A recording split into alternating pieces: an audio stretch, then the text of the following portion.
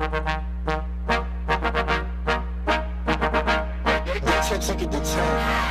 time That's the hit, game. and that's going to be a walk-off RBI single. Swung on, chopper to third. Here comes the go-ahead run. It's over the head of the center fielder, and it's a home run. Oh, my goodness! goodness. Homer.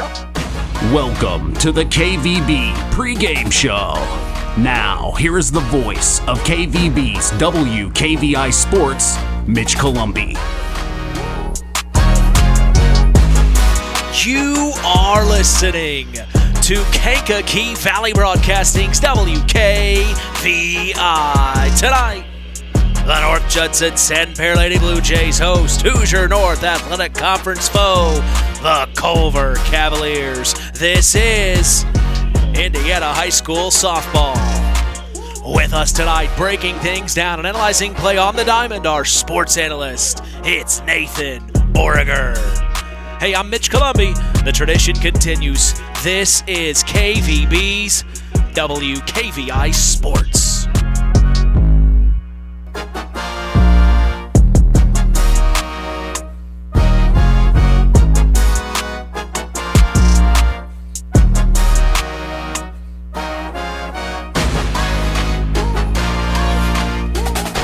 We welcome you into Lady J softball field in North Judson, Indiana, 46366. You know we're back for more, set to continue the new era of KVB Sports on 99.3 FM and around the world, streaming live on WKVI.com. Well, as we get ready for our 11th broadcast of the 2026 spring sports season, we have talked with both head coaches of the Culver Lady Cavaliers, J.B. Overmeyer, and North Judson-San Pierre Lady Blue Jays head coach Gary Baxter on the Saturday Sports Line, of course. But when we look at the home team in today's contest, North Judson-San Pierre head coach Gary Baxter and his Jays started the season falling to their rival Knox 3-0 in Game 1. We were there for that one. We were also there for their next game against the Redskins. 7-4 was the final as they fell in that game as well. The Jays then beat Hebron on the road 9-0. Then Oregon Davis 18-0. They beat North White on the road 18-1 and DeMott Christian 11-3. The Jays fell to North Newton on the road 5-4 in a tight one, and then Pioneer 6-0. They beat LaVille at home 17-7. We saw them fall to Winamac, a very good Winamac Lady Warrior team, 17-5. They then beat Caston 9-7, then fell to South Newton in game 1 of a doubleheader 6-5. Then the second game they the second game they won, 12-9. They then beat Rensselaer Central 13-12, then Triton 18-4, as the Lady Blue Jays come into this matchup at 9-6 on the season and 3-2 in Hoosier North Athletic Conference play. When it comes to hitting, Molly Madsen leads the team with a .510 batting average. Right behind her is freshman Amelia Chaffins hitting a .467, and then rounding out the top three is Olivia Tim. She's averaging a .464 at the plate. As a whole, this team has a .377 batting average with an on-base percentage of .479. They have 154 hits, 136 runs, and 100 runs batted in up to this point. Looking at the pitching for the Lady Jays, they have used two different arms through the 90 innings pitched. They have an ERA rating of 4.36. That's how many runs on average they are allowing. They have allowed 112 hits, 83 runs, and have struck out their opponents 102 times.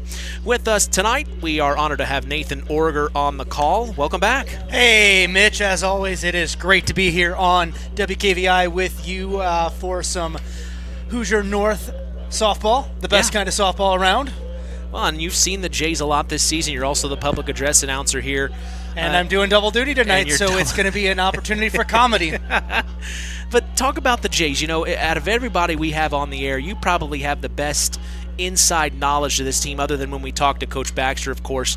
But talk about what you've seen from these Jays. You know, I have seen a lot of growth, obviously led by a couple of seniors, especially Molly Madsen there in the circle, but there are some young ladies, some freshmen starting.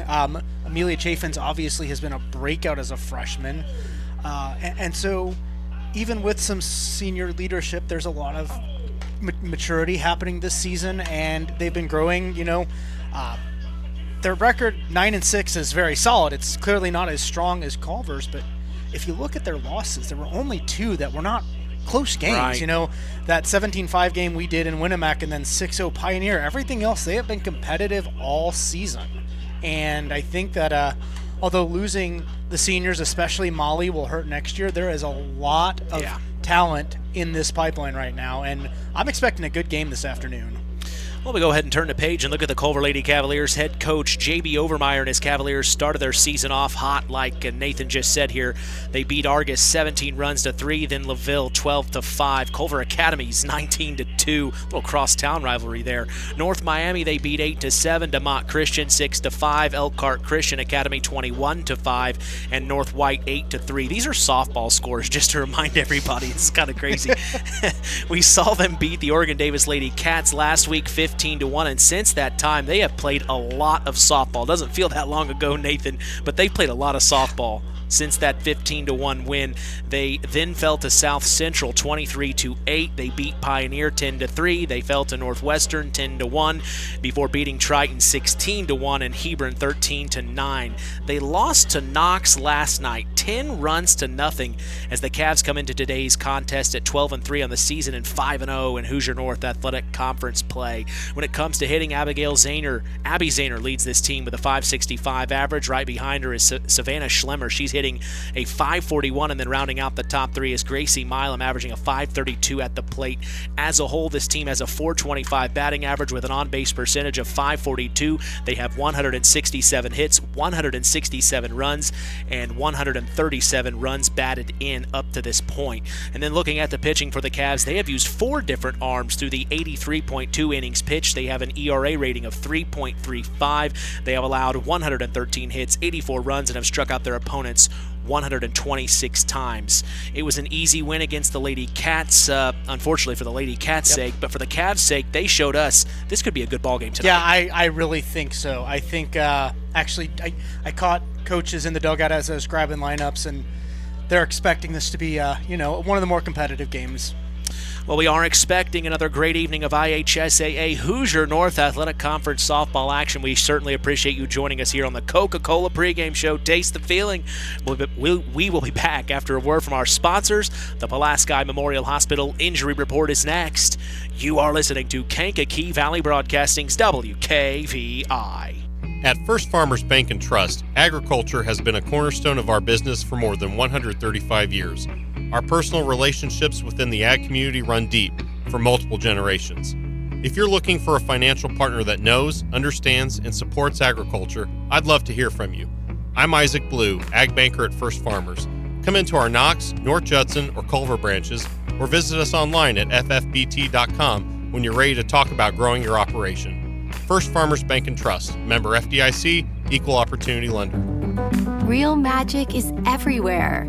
It's in your mom's cooking, in 4-hour dinners with friends, in that first bite of something new, and in the fizz of a Coca-Cola. Now with so many options for less than $5, the Coca-Cola Value Collection will help you make the most out of every magic moment for so much less. Taste the magic for less with Coca-Cola. Frayne Mortuary in Winnemac is family-owned and operated with 3 locations serving Pulaski County and the surrounding communities. Frayne Mortuary has provided our community with caring and compassionate service for loved ones. Our licensed staff is available to assist you with pre-need funeral planning and at-need funeral planning. We provide traditional burial and cremation services. We offer a full line of headstones and monuments at Frayne Mortuary in Winnemac. It's our family serving your family. Who's in? Who's out? It's the Pulaski Memorial Hospital Injury Report with Mitch Columbi. Mitch? Hey, thanks, John. The Pulaski Memorial Hospital has been serving lives of the residents of Pulaski County and the surrounding area since 1963.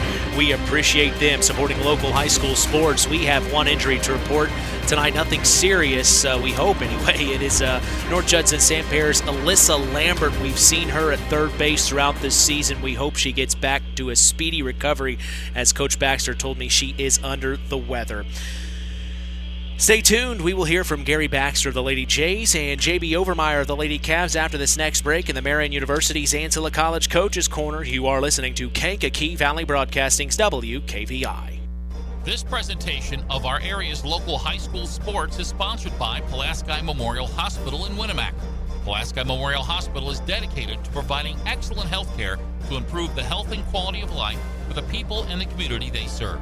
They will meet the community's needs and exceed their expectations by creating the best possible health care experience. For more information of the services they provide, call 946-2100. Stay tuned for America's Pastime with Mitch Columbi on Kankakee Valley Broadcasting's WKVI. The Stark County Co-op has been a member-owned farm services co-op in Stark County since 1928. That's over 90 years, and they're still providing the same quality agronomy services to the farming community of Stark and surrounding counties. The Stark County Co-op is an LP and fuel provider. The Stark County Co-op purchases grain at both locations, Hamlet and Browns. You can reach them by phone at 1-800-782-3392, the Stark County Co-op. Let's talk with the coaches on the Ancilla College Coaches Corner with Mitch Columbi. Welcome into the Marian University Ancilla College Coaches Corner. I'm talking with head coach of the North Judson-San Pierre Blue Jays. It is Gary Baxter. Coach, coming in on 3 big wins. You saw South Newton in that doubleheader. You beat them the second game. And then you took care of Rensselaer Central and then Triton. So you guys got to be feeling pretty good coming into this conference battle against Culver. Yeah, I feel really good. Our bats are starting to finally turn on. We're starting to hit as a team finally. And everyone's just doing their job, so it feels really good. You talked about how we won that second game against South Newton. That first game that we didn't win, we didn't hit. So it's we're getting it. We just understand that we have to work as a team and hit together as a team. Yeah, I know the postseason's right around the corner. What's the message right now to the girls to kind of keep them focused, keep them positive, and also strive for that goal of becoming the first ever sectional champion here at North Judson? You know, it's funny. I don't really have one this year because they play so well as a team together. They keep each other up. I don't need it's different this year because I don't really need to say anything to them because they do it for me. And it's been really nice. I've never had a team like this. They're just so positive all the time and they like playing together. They like playing for each other. And so it's just keep going. That's really all it is. Just keep going. Do what you have to do. Do your job. Yeah, we had a chance to see Culver last week against Oregon Davis. Tough loss for Oregon Davis, but a big win for the Cavs. It looks like they got some good players. I don't know what scouting you've done from them, but from past times facing off against each other, what do you want to see against the Cavs tonight? Our defense is pretty good right now where it's at, but obviously, like I've already talked about, just hitting. We need to be able to put the ball in play when it gets tough, when we need people to move. We got to be able to put the ball into fair territory and move runners because we have a ton of speed. I know you've seen a couple of our games. We can move and we can get running, and if we can put the ball in play, it lets us use our legs, and then we can win some ball games. All right, Coach, I appreciate your time. No problem. Thank you. There's a trend happening around the educational world. More and more high school graduates are attending smaller community colleges to start their educational journey. At Marian University's Ancilla College, we welcome students from all walks of life. The opportunities at Marian University are endless, from living on campus to being a collegiate student-athlete. From day one, your professors will help you create a plan for a success at Marian and beyond. Find out more about Marian University's Ancilla College through our website at marian.edu/Ancilla today. Welcome back to the Marian University Ancilla College Coaches Corner. I'm talking with head coach of the Culver Lady Cavs, J.B. Overmeyer. Man, Coach, since we saw you last at Oregon Davis, you guys have been playing a lot of softball. Said 8 games in a row here. What have you learned about your team during this stretch? Man, it's been a long stretch, and, you know, we've been doing every game this week so far has been away. So late nights, and it's wearing on the girls. Yeah. So it's tough, but that's softball. The weather at the beginning of the season is not very good. And you're trying to make up a bunch of games at the end of the season. It's what they got to do. Yeah, I looked at the score last night against the Knox Lady Redskins. Well, I know they're good. I was a little surprised at the score, Coach. What happened in your opinion? They played smarter than us. There was 40-mile-an-hour winds. We're trying to hit home runs and popping them up and getting out, and they're hitting, hard grounders and hard line drives and getting on base, and then we're throwing it around, making all kinds of errors, and I think 8 of their runs came on errors. So it's tough, but they are a good team. I mean, hats off to them. And stuff to tighten up for tonight. You go up against the Lady Jays. What's something you have to see from the Cavs tonight in your mind? No errors. No errors. No errors, no give up. You know, Pretty simple. pretty simple. Yeah, throw and catch the ball. Yep. Right. Well, Coach, I sure do appreciate your time. Good luck. Thank you. Culver's Portside Marina handles all water and recreational needs. When it comes to pontoons, Godfrey leads the industry in performance and quality, and Portside Marina has them in stock. From Sanpan, Aqua Patio, Sweetwater, and Monaco pontoons, if you're looking for a family boat, Culver's Portside Marina can help. Discover the evolution of the wake boat through luxury models offered from Centurion and Supreme Surf Boats. Yamaha Wave Runners and Kawasaki jet skis are on the showroom floor waiting. Located at 514 West Mill Street in Culver. Stop in or call them at 574-842-5000. Culver's Portside Marina.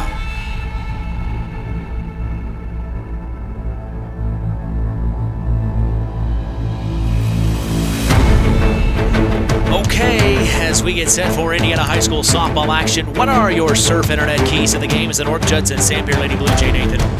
Well, Mitch, I think what it really comes down to is just not being intimidated. You know, you see that Culver has put 12 wins to only 3 losses, but then you look just last night and we heard Coach Overmeyer talking about the why, but when the Jays started off the season against Knox, you know, lost both of those games, but it was a total combined loss of like 10-4. Yeah. And last night, Culver gave up 10, and so you look not just at the records, but think about the fact that you're playing at home, think about the games they did lose, what they looked like, and you just bear down and play softball.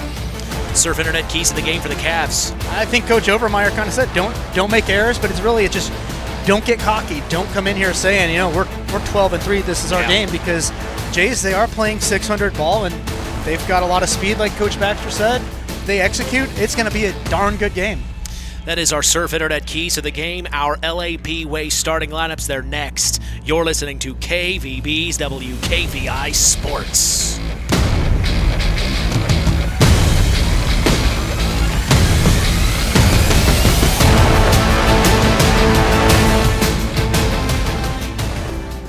Are you tired of slow speeds, rising bills, or internet that struggles when everyone's online?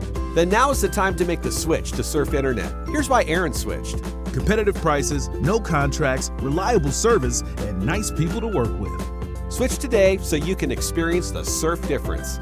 Fiber internet plans start at just $30 a month with autopay, plus free installation and no contracts. Visit surfinternet.com today. Restrictions apply. Not all speeds available in all areas. It's hard to believe, but time sure does fly by. Collins Insurance Agency in downtown Knox are celebrating over 30 years of taking care of all of your insurance needs in our communities. If I could turn back time. And we're not going anywhere.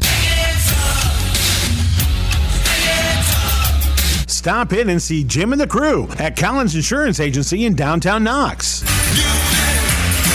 Insurance you can count on from a business you've trusted since 1989. Proud presidential partners of Western Reserve. It's time for the LAP Way starting lineups.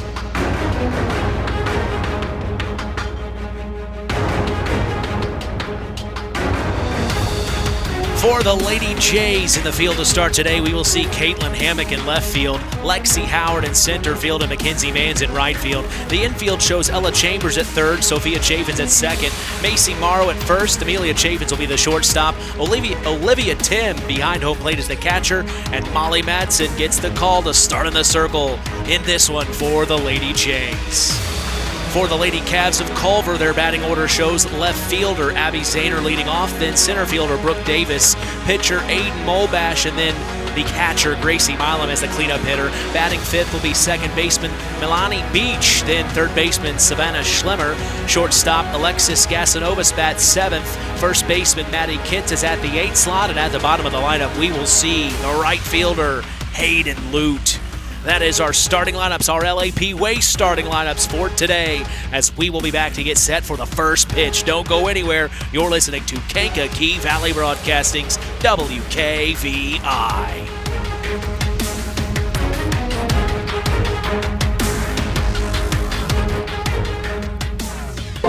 Stay tuned for America's Pastime with Mitch Columbi on Kankakee Valley Broadcasting's WKVI. LAP Waste can offer services for trash removal, large or small. Here's Kirby Anderson. We do offer front load service in 2, 4, 6, and 8 yard dumpsters for front loads. And we also do a lot of roll off in 12s, 15s, 20s, 30s, 40s, and we even got quite a few packers at job sites that are permanent places to where they need to dispose of a lot of trash. Here's Honey Lamer. Just give us a call at 574-542-4019 and we'll get you all set up. The tradition continues with Mitch Columbi on Kankakee Valley Broadcasting's WKVI. From North Judson, Indiana, we welcome you to broadcast number 11 of our 2026 spring sports season to see the North Judson-San Lady Blue Jays host the Culver Cavaliers. I'm Mitch Columbi. The tradition continues here on KVB's WKVI. You can stay up to speed on local high school sports in your area by following us on social media. We are on Instagram at WKVI Sports, on X at KVB Sports, and on Facebook at Sports to the Max. For all KVB Sports content, you can listen to us on your phone, computer, tablet. Just go to one of our social media sites I mentioned and tap the link on our page, or go to WKVI.com and click Sports. We're literally in the palm of your hand.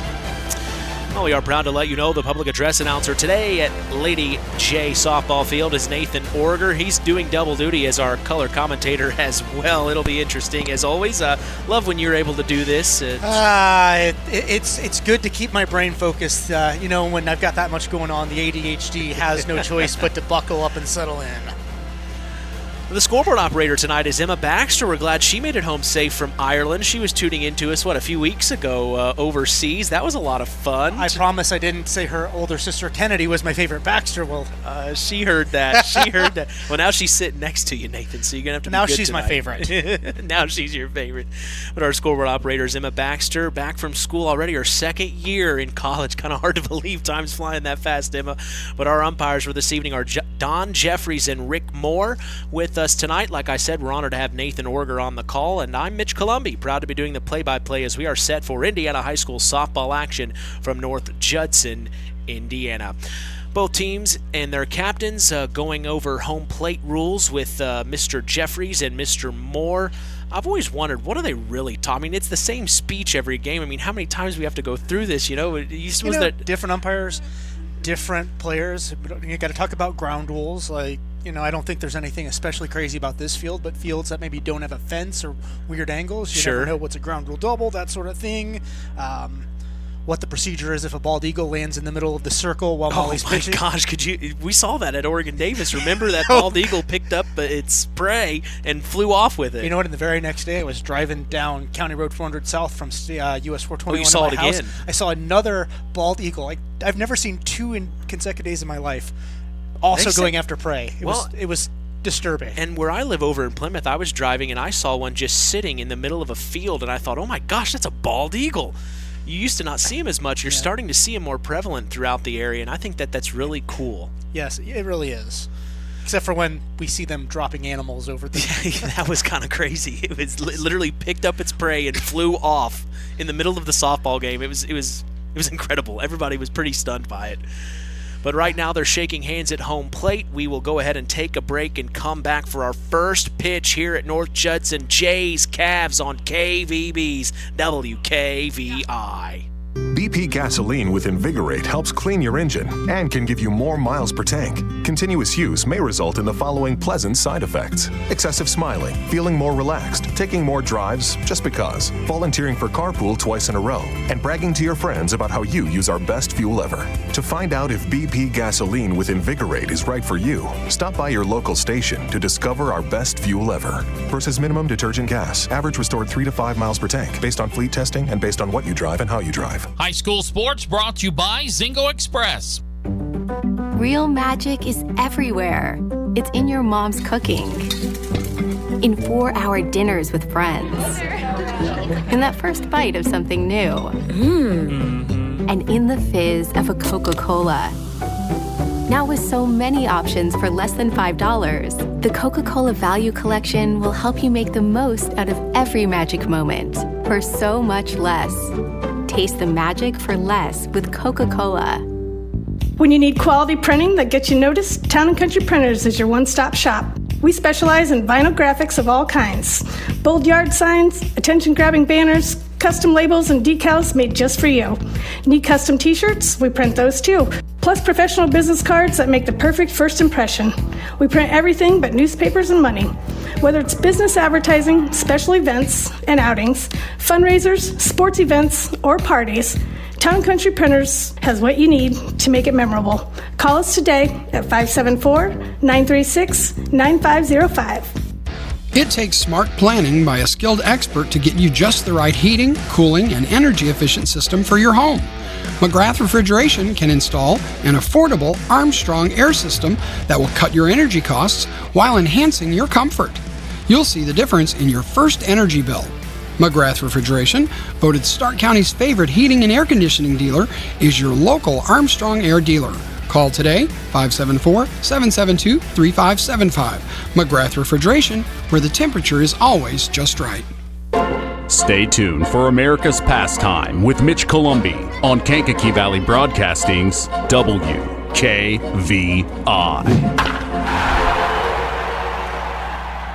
LAP Waste can offer services for trash removal, large or small. Here's Kirby Anderson. We do offer front load service in 2, 4, 6, and 8 yard dumpsters for front loads. And we also do a lot of roll off in 12s, 15s, 20s, 30s, 40s, and we even got quite a few packers at job sites that are permanent places to where they need to dispose of a lot of trash. Here's Honey Lamer.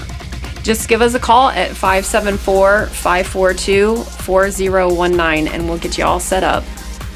Frayne Mortuary in Winnemac is family owned and operated with 3 locations serving Pulaski County and the surrounding communities. Frayne Mortuary has provided our community with caring and compassionate service for loved ones. Our licensed staff is available to assist you with pre-need funeral planning and at-need funeral planning. We provide traditional burial and cremation services. We offer a full line of headstones and monuments at Frayne Mortuary in Winnemac. It's our family serving your family.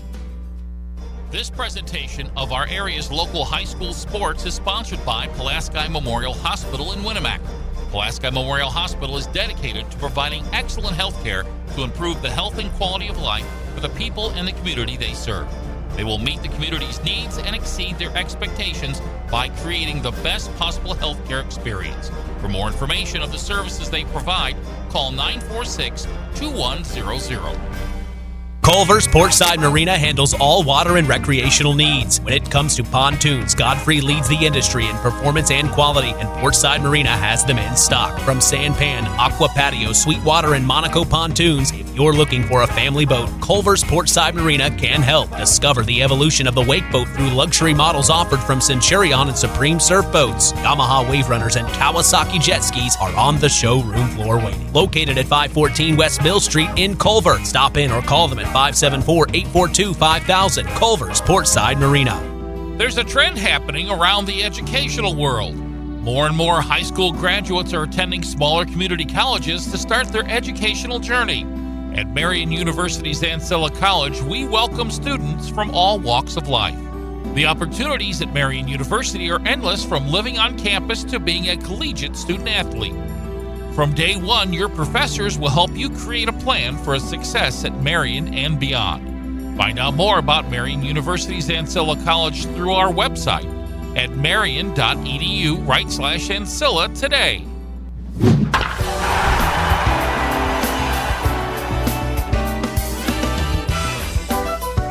Back here from beautiful North Judson, Indiana, as the North Judson-San Lady Blue Jays host the Culver Lady Cavaliers for a Hoosier North Athletic Conference battle. Beautiful day here in North Judson, 65 degrees, very little wind. We just went through the national anthem and starting lineups. If you're just joining us, we'll go through the starting lineups one more time. It's our LAP Waste starting lineups for the Lady Jays in the field. We will see Caitlin Hammock in left field, Lexi Howard in center field, and Mackenzie Mans in right field. The infield shows Ella Chan Chambers at third, Sophia Chaffins at second, Macy Morrow at first, Amelia Chaffins will be the shortstop, Olivia Tim behind home plate as the catcher, and Molly Madsen is in the circle for the Lady Jays. First up to bat for the Culver Lady Cavaliers is left fielder Abby Zahner, then center fielder Brooke Davis, pitcher Aiden Molbash, Gracie Milam, the catcher, is the cleanup hitter. Batting fifth will be second baseman Milani Beach, then third baseman Savannah Schlemmer, shortstop Alexis Gasanovas. She bats seventh. First baseman Maddie Kitts is at the 8th slot, and at the bottom of the lineup we will see right fielder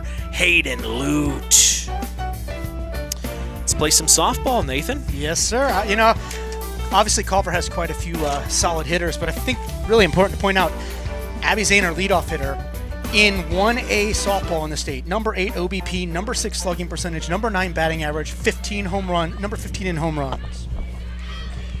And she is quite the athlete, as Nathan just spoke. We talked about her last week when we saw her against the Oregon Davis Lady Cats. So she will step in, the right-handed hitter. And to face Molly Madsen, who's having quite the season as well. We're keeping our eye on something special from her. We won't announce it yet because we don't want to jinx her. But we are keeping our eye on something from Molly Madsen that could be taken care of today in this broadcast on WKVI. First pitch is inside. It's called a ball. Zahner will step back in, an aggressive stance here. Next pitch, ripped down the left field line, and it'll go foul. Small adjustment, kid. Small adjustment, kid. Here we go. Let's go. Let's go. The dugouts are alive today. Next offering from Madsen.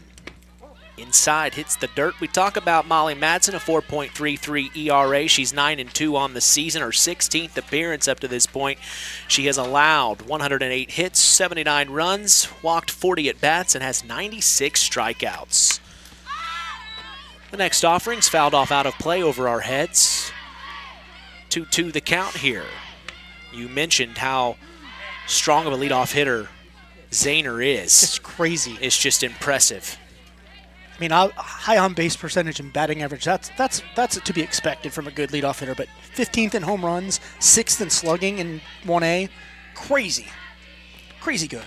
Next pitch, swing and a miss, and a strikeout for Molly Madsen there. That's 97 on the season. And now that will retire Abby Zahner. We now see Brooke Davis, the center fielder. Remember her from the fall on that amazing soccer team for Culver. She was one of our Tyler Roth WKVI Athletes of the Week. Great interview it was earlier on in the year, but now she steps in to face Madsen. Pulls the bunt late, but it's still a called strike, and she's got her eye on something today, Nathan. Yep. Yes, she does, my friend. A couple of things she might have her eyes on today. Next offering, popped up high, out of play. So 0-2 count. Ahead of it is Madsen. We talk about Brooke Davis, a 438 average, her 57th appearance on the season. She has 14 hits coming in today. She's brought 13 runs across. Or 21, excuse me. 17, my gosh, Mitch. Next pitch, fouled off out of play, keeps it 0-2. Yeah, Davis, 17 runs she's brought across, 21 hits, and 12 RBIs. Her on-base percentage is .500. Not too shabby. As a whole, this Cavalier team's a .425 average. Up top, they'll check down to the infield umpire, and he says she did not go, so it's the first ball of the count. 1-2, Madsen to Davis. As opposed to a member of the nobility who starts a dance-off who is the first count of the ball. Where do you come up with this stuff? It's a very dark place up here in my mind, Mitch. That's all I can say. She fouls the next one off, so it keeps it 1-2 with one out here in the top of the first. Swung on, popped up high, foul again. She is fighting Madsen. She does not want to go down easily.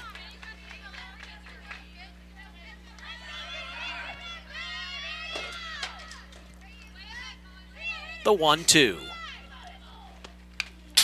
Foul tip.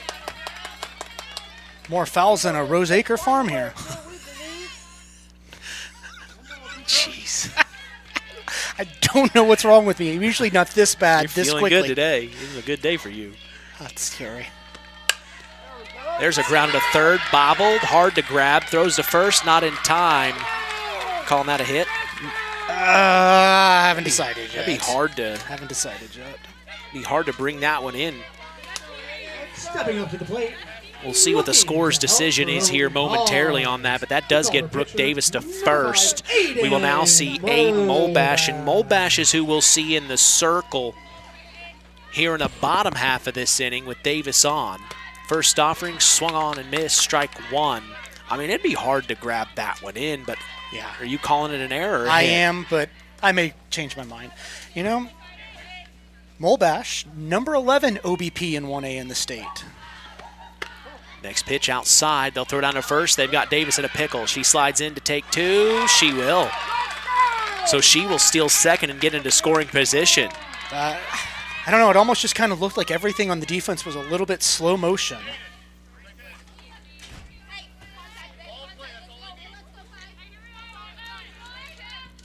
One from Madsen to Molbash. She deals. Foul tip hits the fence.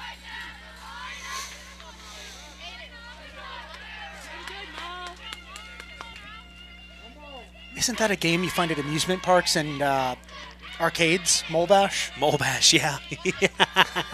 Whack-a-mole. Poor Emma here is about to storm out of the dugout filled with rage, or the press box with rage. Next pitch misses up top, but evens at 2-2 here. 2 balls, 2 strikes to Aiden Molbash from Molly Madsen. Right to work she is. Fouled off again. Somebody get that.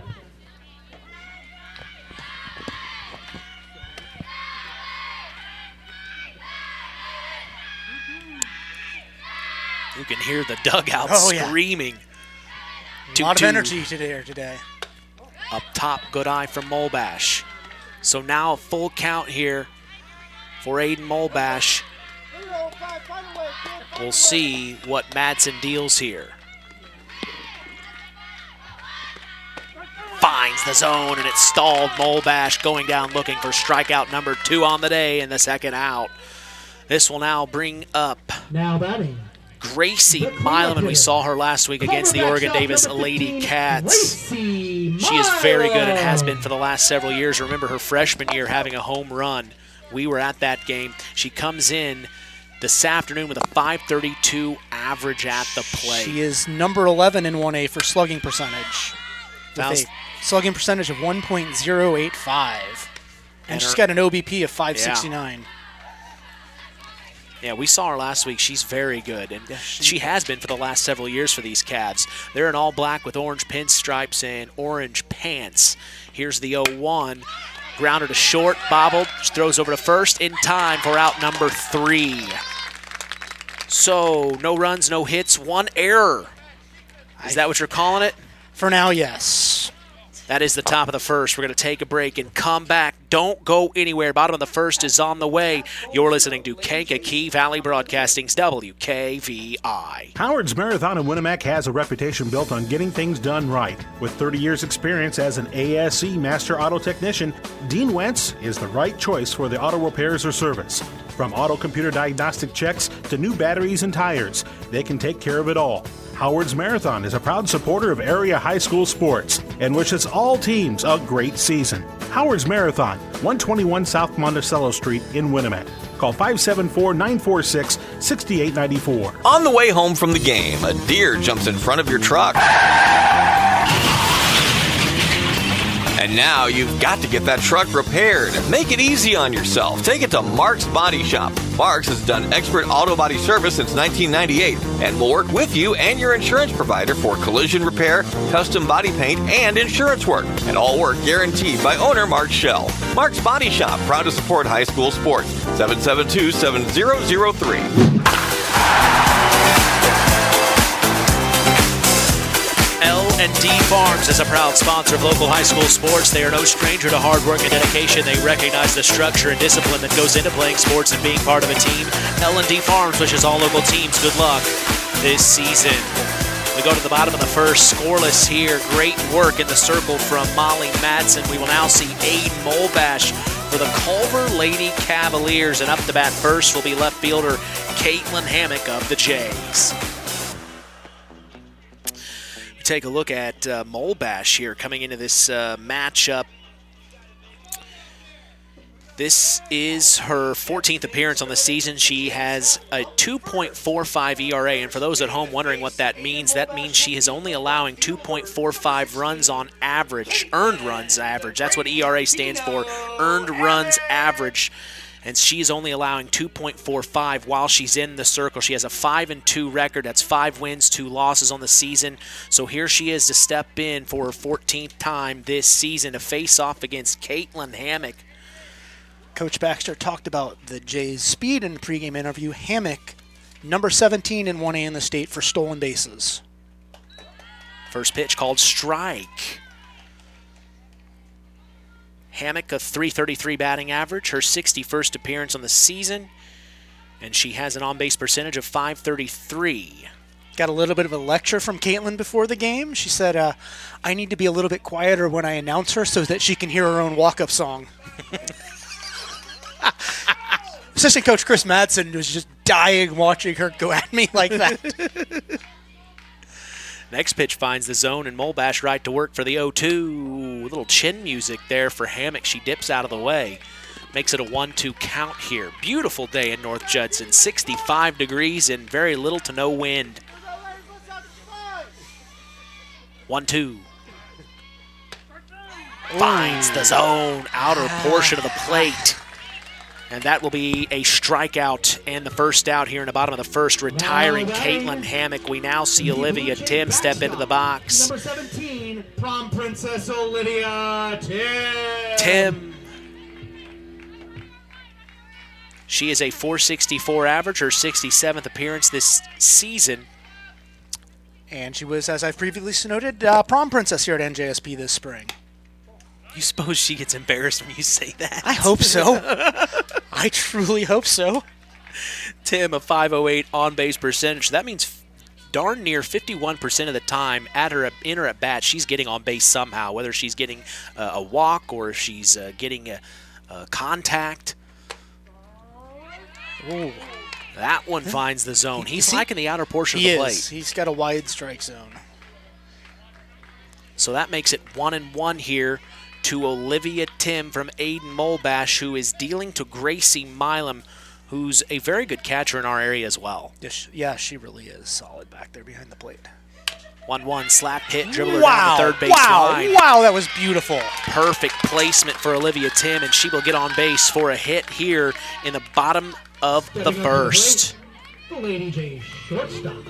Number 5, Amelia, the smooth operator, Chaffins. So here comes Amelia Chaffins, freshman, .564 on-base percentage. She's a .467 batting average. She's one of a couple of freshmen in the lineup today. First offering from Molbash. Strike called.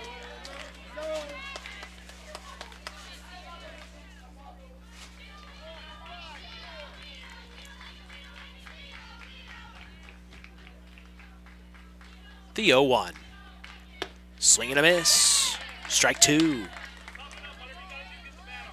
You can already tell between these two pitchers we're seeing this afternoon in the circle, Nathan. I mean, and a time on the infield here. The second baseman for the Cavs, Milani Beach, needs to tie her cleats there, but you can already tell the command that Molly Madsen and Aiden Molbash have in the circle for both of these teams. They are both they're both clocked in and locked in.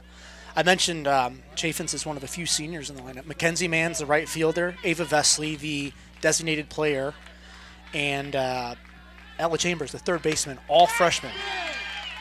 Going down, striking out for out number 2 will be Amelia Chaffins. So now this brings up the pitcher, Molly Madsen, cleanup hitter. And Madsen, we've talked about all 4 years of her high school career, just a really great a very good softball player. She signed her letter of intent to continue her athletic career in softball at Elmhurst College. She'll be a Blue Jay. She will be, and I was here for that game, obviously, having done PA, and did a bunch of pictures with coaches, parents. family, teammates, and then her stepdad and her grandma forced me to get my picture taken, and I was trying to stay under the radar. Well, the first pitch was way outside for Madsen. Molbash doesn't want to give her anything. The next one's high in the zone. Madsen swings on it, gets a little, just a nick of it.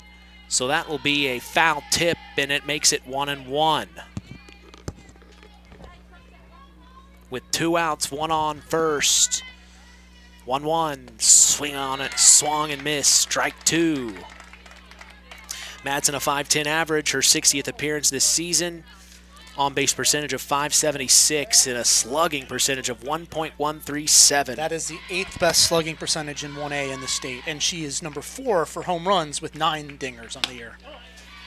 Inside and high. Explain slugging percentage for the listeners at home that have no idea what that means. Oh gosh, I'm going to forget all of it, but basically it's like you get 1 base for a single, 2 base for a double, 3 base for a triple, 4 base for a home run, all of those total bases divided by plate appearances or at-bats or some number in between that includes some plate appearances but not all.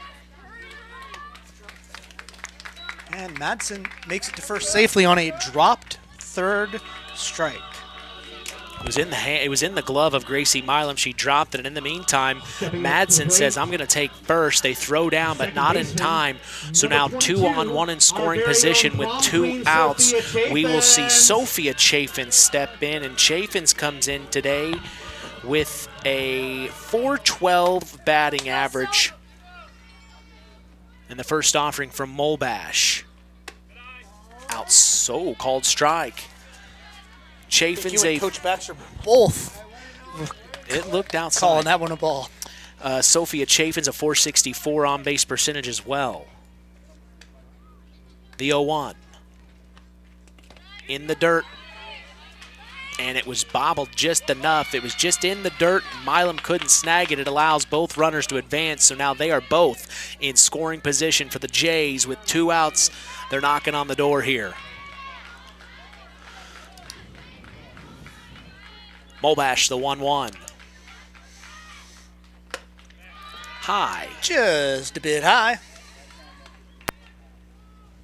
And if you're Aiden here in the circle, you want to get this third out. Oh, goodness. You do not want to lose the momentum you started this inning with and open the floodgates. 2-1 misses outside. 3-1 now.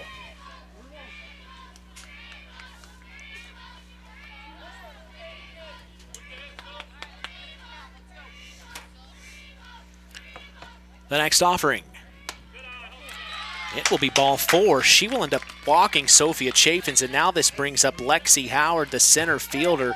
Lexi comes into this afternoon, a .333 batting average, her 46th appearance this season. She has an on-base percentage of .511. So just like the Cavs, the Jays can get on base as well. Yes, they can. It's a matter of whether or not they can capitalize, though. First offering in at the hand, swung on, popped up high. It won't be played in foul territory. Milam tried to make a play at the fence. Good hustle on Milam's part there. Had that mask off really quickly and really didn't slow up until she was going to crash into that fence down there. So the base is loaded here with 2 outs, bottom of the first. An opportunity for Sophia Chaffins, or Lexi Howard, excuse me. Ooh, and she hit by pitches a run in. So that will bring 1 run across. It's Olivia Tim, and the Jays will take the lead here in the bottom of the first, 1-0. It hit Lexi Howard in the helmet. Yes, it did. And now this will bring up Macy Morrow, the number 7 hitter of this lineup already here, starting things out strong in the bottom of the first for the Jays. Let's go, Macy. First offering from Aiden Molbash, popped up down the right field line, out of play, foul ball. We talk about Macy Morrow, a .263 average. The junior is 45th appearance on the season. She has a .364 on-base percentage, and with the bases loaded, an opportunity here. She comes into today with 6 RBIs up to this point. The 0-1. Chopper to first. Tried to backhand to glove it, but couldn't. And that will be bringing home another run Molly Madsen. How are you scoring now? That's a hit. That's E3. There's nothing else to say about it. I don't know. Maybe she could have still beaten it out, but that should have been field clean. So now this brings up the third baseman, Ella Chambers, the number 8 hitter already for the Jays. Yeah, they are doing quite a bit here with 2 down. With 2 outs, they're causing damage. Here's one popped up in the infield. Will it be gloved? It will not by Gracie Milam. She dropped it. 2 runs will cross here. My goodness, things are happening quickly, as that is the 4th run to cross. The Jays are in control right now, 4-0. Very interesting change of fortune here all of a sudden. So now we see the number 9 hitter all the way to the bottom of the lineup here. It's Ava Vesley, the designated player. Vesley, a freshman, 375 average, looking for her first RBI of the season. And with 2 on and both in scoring position here, she has an opportunity to make that happen. But things are falling apart quickly for the Cavs, and this is what Coach Overmeyer was talking about. That happened last night. Errors added things up. He said, really, the Redskins were able to bring 8 runs across based off their own errors. Sometimes you get in your head, and it shows with your glove, with your arm. And all this has happened with 2 outs. Think about that. Yep. First pitch offered will miss. Ball 1. Good eye from Vesley. Tim got herself on with 1 down. 2nd out, and then everybody has been making plays since. Next pitch swung on and missed. Strike 1.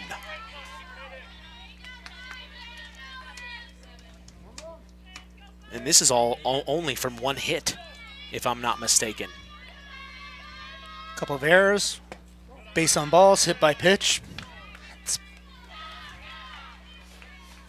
The Jays are taking advantage of the opportunities being offered to them.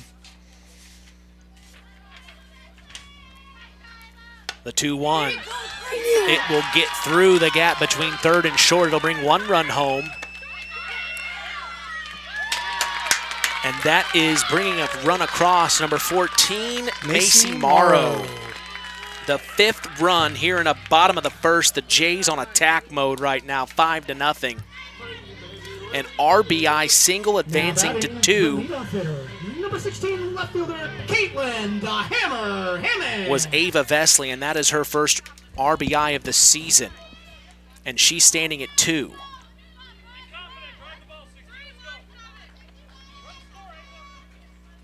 So here we go, back to the top of the batting order. It's Caitlin Hammock.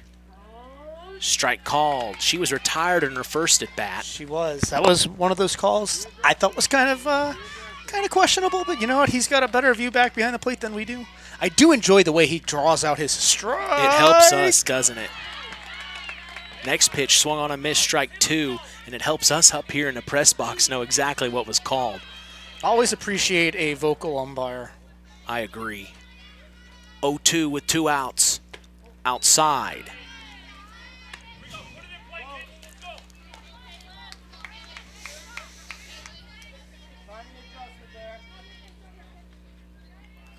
Molbash needs it. The 1-2.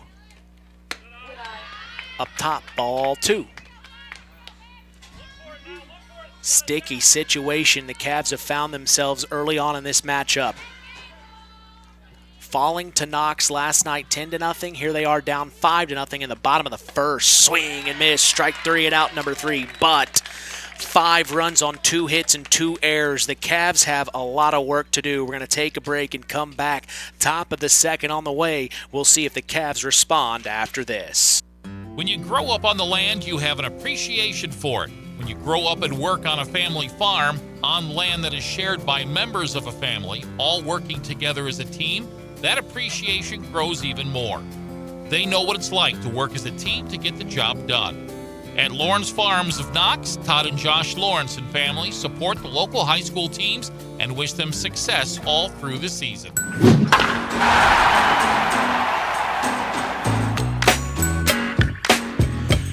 High school sports in Indiana thrives because of our dedicated IHSAA officials. These men and women ensure fair play, safety, and the integrity of every game, from Friday night football to basketball tournaments and beyond. Without them, there are no contests, no rivalries, no memories for our student athletes. We appreciate our IHSAA officials. We go to the top of the second. Mitch Columbia, along with sports analyst Nathan Org, are 5 runs to nothing, and the Jays pounce on the Cavs early, Nate. Oh, man. They really got to keep it up, and the defense needs to back Molly up, but wow, what a way to start.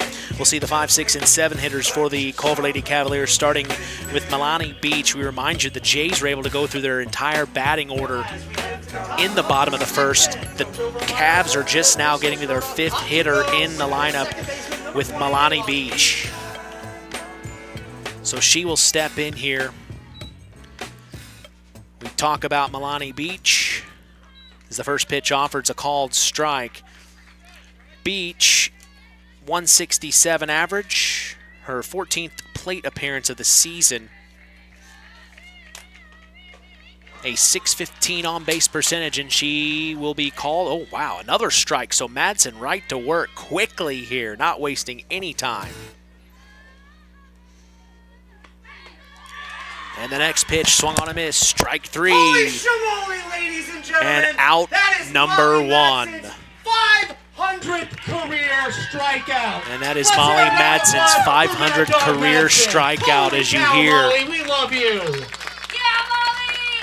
Big time moment for Molly Madsen. 4 solid years here at North Judson. And that's what we were telling you. We didn't want to jinx her, but we did tell you that we were keeping our eye on that 3rd strikeout. I can't use the words I want to use because we're on the air to express my jubilation right now. But a huge moment for Molly Madsen. The Culver backs, hot corner. So now Savannah Schlimmer, the 3rd baseman, will step in with 1 out here in the top of the 2nd. Congratulations to Molly Madsen. First pitch, nice blooper into right field. It will be a base hit. Now she's turning for 2. She'll stand in, and how are you scoring that?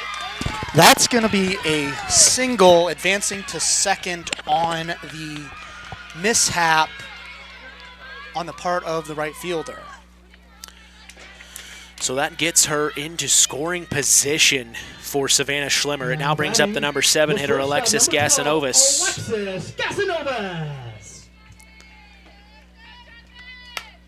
First pitch offered, fouled off out of play. Gasanovas, a 208 average. She has a 387 on-base percentage.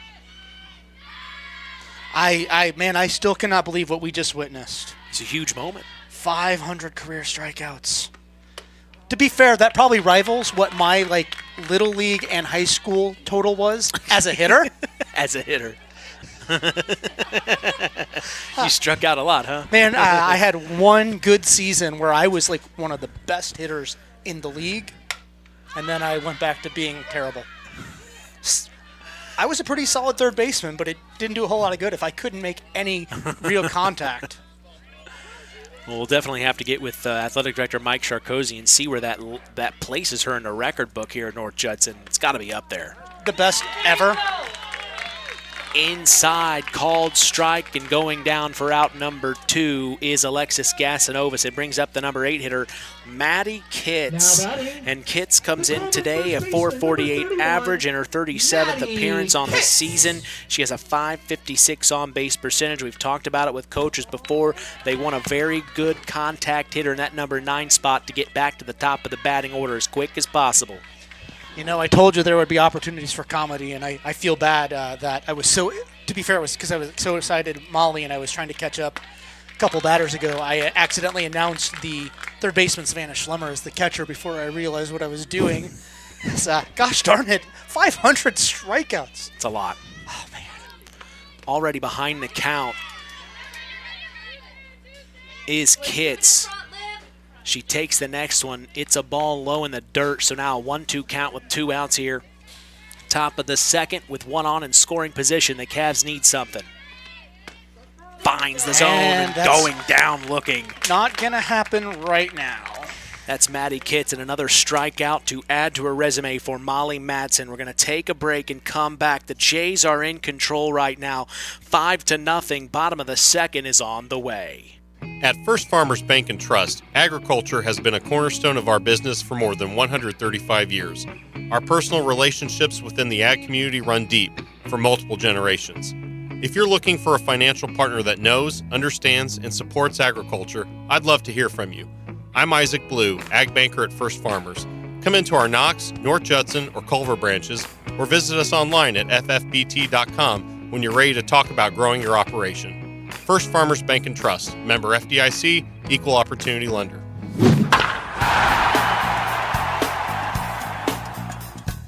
Back for the bottom of the second, Mitch Columbia along with sports analyst Nathan Orger. The top of the second saw no runs on 1 hit and 1 error. We now go to the bottom of the second, and we will start with Olivia Tim for her second appearance of the afternoon already.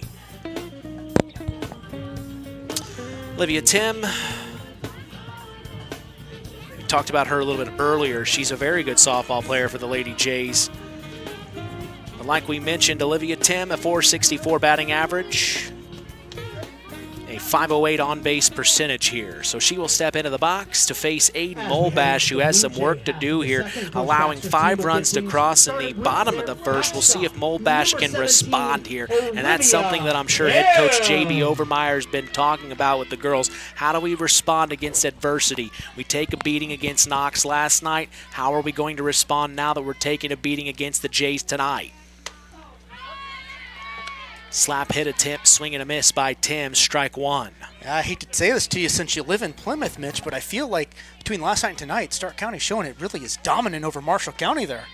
They are.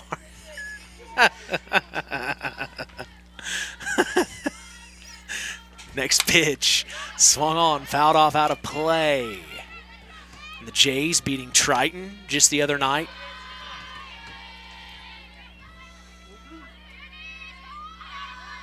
I've actually never updated my address on my driver's license, so I'm not claiming Marshall County. That's acceptable. 0-2 from Molbash to the left-handed hitter, Olivia Tim. Grounded to short, through the legs of the shortstop for an error. Alexis Gasanovas couldn't get a glove on it, and that will get Olivia Tim on base. So here's Amelia Chaffins for her second time today, a .467 batting average. And her on-base percentage is .564. Right-handed hitter with nobody out. She'll take the first pitch outside for a ball. Man, my lazy bum usually likes to sit when I'm doing these games, especially on double duty. But man, I am so full of energy. I am juiced up. I cannot sit right now. Yeah, I don't like to sit either. I love sitting. I have sitting. to in basketball season, but football and baseball, softball, I'm standing the whole time. Sitting is one of my favorite hobbies, Mitch. Sitting. You're not that old. No, just that fat and lazy. All right, that's enough out of me. Somebody inside ball 2. The 2-1 from Molbash misses outside, 3-1. So Molbash a little unsure right now, trying to dial in, but the Jays have had responses. The other advantage of standing is that I can actually get a little bit better angle to see if Don Jeffries is making calls that are good that I didn't think were, and if I have to eat my hat or something here. Got plenty of hats. It's all right if I have to eat one. The next one will foul off, making it a full count here. So Molbash for the payoff. She deals. Popped up high. In foul territory, and it's out of play.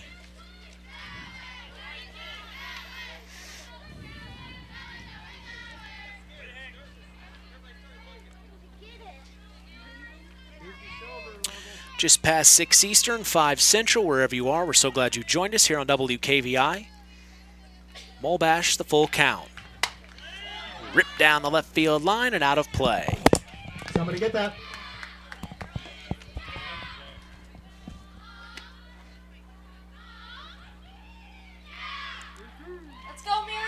I just got a text from my dad telling me to slow down a bit. Apparently the energy is coming across the air. Hi, Dad. Thanks for listening. 3-2. Fouled off. I should probably give him a little bit of credibility. He is the best dad I've ever had. Well, at least he tuned in. My dad's never tuned in. He'll call me. What is it you do again? I think my dad's just listening so he can critique me. Well, that's better than not listening at all. What is it you do again, Mitch? Oh, yeah. Cool. Back to what I did. Next pitch, swing and a miss, and going down, striking out. Mitch, I feel like there are some issues we may need to explore here, my friend. Another day, Nathan, another day. So this brings up Molly Madsen as it retires 7, Amelia Chaffins. The pitcher. Madsen will step in here. Mad Dog. Madsen. Coming off setting 500 strikeouts in her career. Earlier, she got another one, so 501 now. She's up to 502, I believe. 502. 502, yep. Wow. She struck out all 3 outs in the last inning there. After she, I think there was that single to right field and then 2 more strikeouts.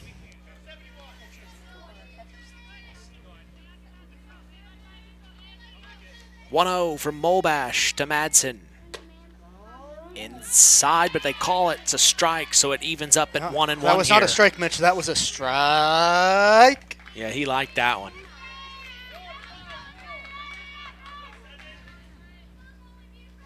(1-1) outside. Oh, man. So as soon as I said that about my dad telling I needed to slow down, Molly's mom just texted me to tell me I'm doing great. Oh, Thank you, that's Nikki. nice of her. Well, good. Take that, Dad. Molly's mom says I'm doing a good job. 2-1. Swung on a miss by Madsen. Strike 2. Never a dull moment with you. Oh, try living inside my head. Now batting. Second baseman, number 22. She's not up yet. Sorry, Molly. I'm trying to get you out of there. 2-2. Madsen. Swung on. Fouled off. Out of play. Maybe I should slow down. Woosaw.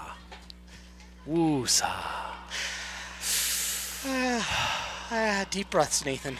Still a long game to go. You'd think you'd had 500 strikeouts tonight.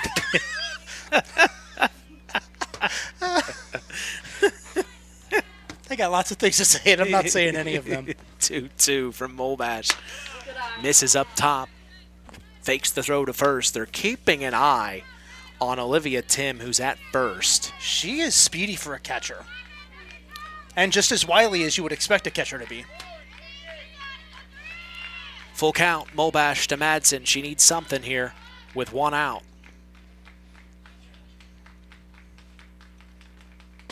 Finds the zone, it's stalled. Madsen, and she will go down, striking out. For the second out here, it brings up Sophia Chaffins for her second time today.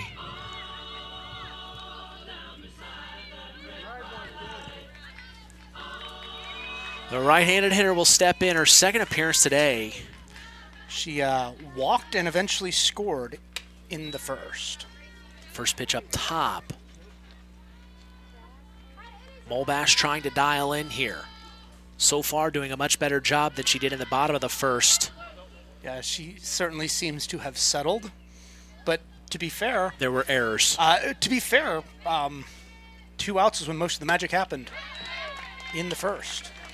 Strike 2 called, swing and a miss. You're exactly right. They had 2 outs before anything had happened, and then on those 2 outs in the bottom of the first, that's when errors kind of occurred. Errors, walks, hit by pitches. Kind of got out of hand there in the bottom. But here we are in the bottom of the second. The 1-1 finds the zone. He likes that spot, and if you're Molbash, you probably want to hit that corner every time. Yeah. Or every other. Inside, out. He's being very favorable. 1-2. Outside. And in the meantime... Tim takes second. There's nobody on third. I don't think that was intentional. I think she was just so sneaky. Heads-up play. Milam didn't even see it happen. So Tim will steal a base here. I think she, I said she's kind of wily. I think she ordered an invisibility cloak from Acme, and the next pitch misses, and that's Tim's 7th stolen base of the season. That's probably more stolen bases than I had in all of my baseball career. Even when I was hitting well and lugging out triples that somebody of my body size shouldn't have, no coach trusted me to steal.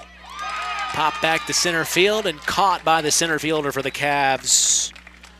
Brooke Davis for out, number 3. So no runs, no hits, 1 error is what I had. I In agree. the bottom of the 2nd, we're going to take a break and come back. Top of the 3rd on the way. The Jays still in the lead. The Cavs need a response. It's 5-0. Culver's Portside Marina handles all water and recreational needs. When it comes to pontoons, Godfrey leads the industry in performance and quality, and Portside Marina has them in stock. From Sanpan, Aqua Patio, Sweetwater, and Monaco pontoons, if you're looking for a family boat, Culver's Portside Marina can help. Discover the evolution of the wake boat through luxury models offered from Centurion and Supreme Surf Boats. Yamaha Wave Runners and Kawasaki jet skis are on the showroom floor waiting. Located at 514 West Mill Street in Culver. Stop in or call them at 574-842-5000. Culver's Portside Marina.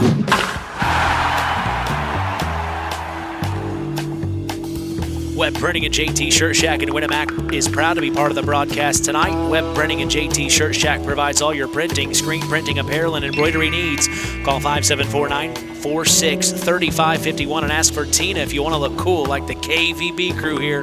We appreciate them and their support toward helping continue this tradition. Top of the 3rd, Mitch Columbi along with Nathan Orger.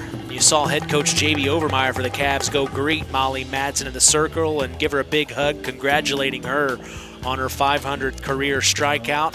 Good sportsmanship there from Coach Overmeyer. As we'll start with a number 9 hitter, Hayden Lute for the Culver Lady Cavaliers. Get things started in the top of the 3rd. First hitter Lute, the right-handed hitter. Number 17, Hayden Lute. Comes in this afternoon, a .424 batting average, her 41st appearance on the season, first today. She's had to wait all the way to the 3rd inning to get some action here. First pitch, swung on and missed, strike 1. You know, I often hear you talking about our wonderful sponsors at JT's Shirt Shack and Web Printing in Winamac, but did I hear you just say that they made the stuff I'm wearing today? Or? Yeah. Oh, man. Oh, yeah. Oh, man, now I feel indebted to Billy Webb. Oh, yeah. That's never a good feeling. I gave that to you, 2 years ago, didn't you I? You did. Billy's always been very, Billy has been very good to me for many years. He didn't used to like me, but we're good. I'm an acquired taste, Mitch, okay? I'm an acquired taste. I don't think my parents liked me till I was 18 and out of the house. For the school year. I mean, obviously come home at Christmas and summer break. Till they got me off to college, I don't think my parents liked me because it took that long to acquire the taste. Hayden Lute will pop one high over the head of the center fielder. It'll be a base hit. She's turning for 2. She'll slide in safe. Is that a double? Oh, yeah. Oh, yeah. That's clean. You'd like to see your center fielder make that, but you can't always get there that quickly. Sometimes balls just drop in the outfield. So that'll take us back to the top of the batting order as Hayden Lute gets into scoring position for the Lady Cavs. That might be the spark they need here in the top of the 3rd to get things rolling. Abby Zahner will step in, and we know her quite well. And you're okay, and you're okay, and you're okay, Abby.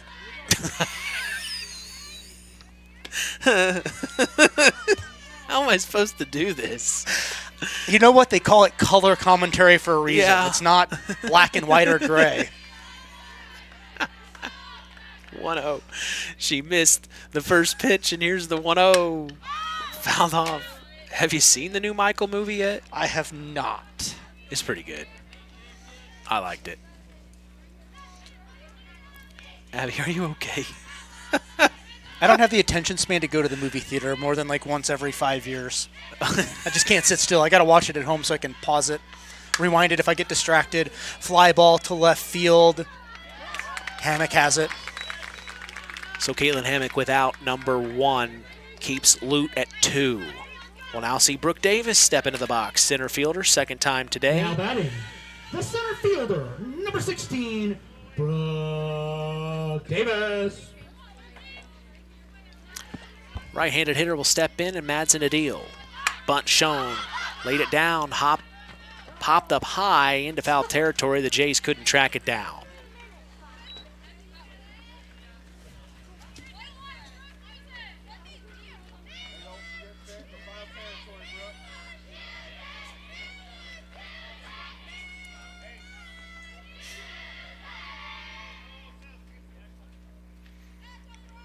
I love the cheers from the dugouts.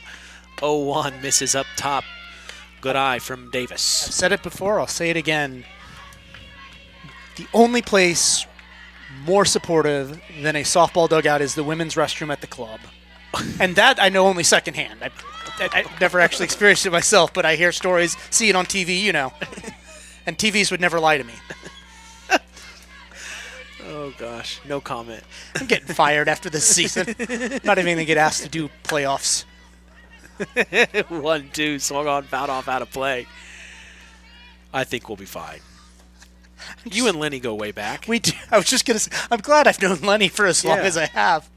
He said he knew you when you were your high school job. Was that it? Yeah, so I worked at the grocery store here in town, raised superfoods, and for a while, Julie, his wife, was working in the deli when I was a stock boy. So, yeah, and then her dad, whose name is also Lenny, and I both worked for a guy who was a neighbor of mine for a while, who's doing flipping houses and stuff like that.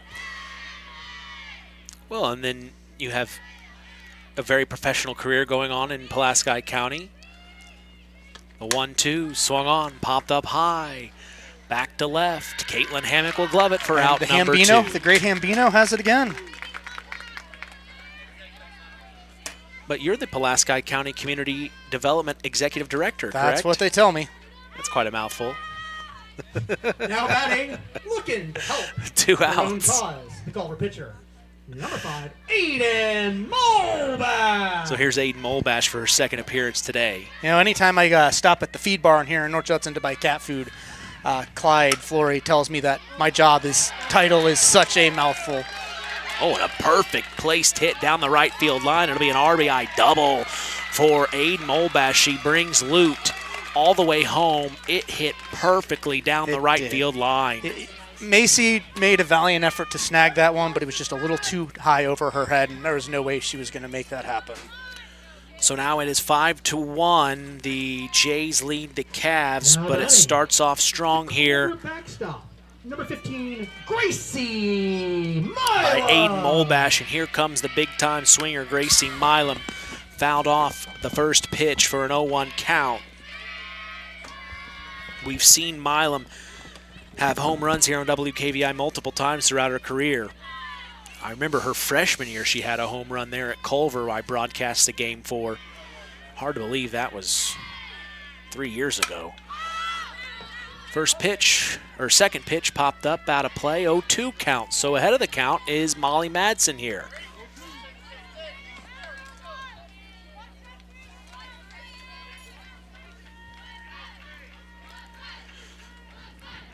The 0-2. Good eye from Milam, ball 1. And you can see she wants to bring Molbash home. Next pitch, in the dirt, ball 2. Yeah, Molly fakes a throw back to second base, keenly aware of Molbash out there in scoring position.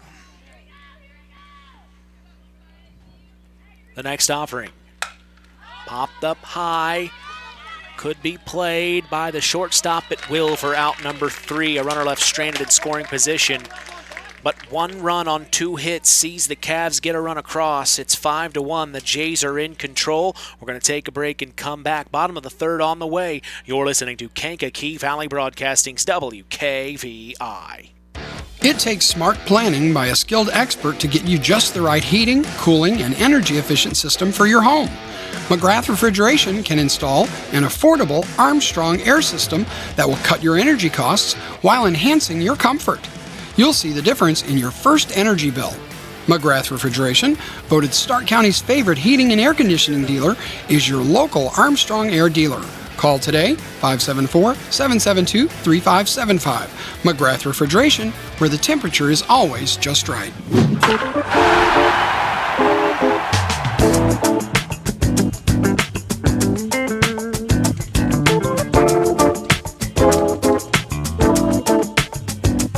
Welcome you back here to North Judson, Indiana. Sunny North Judson, 65 degrees.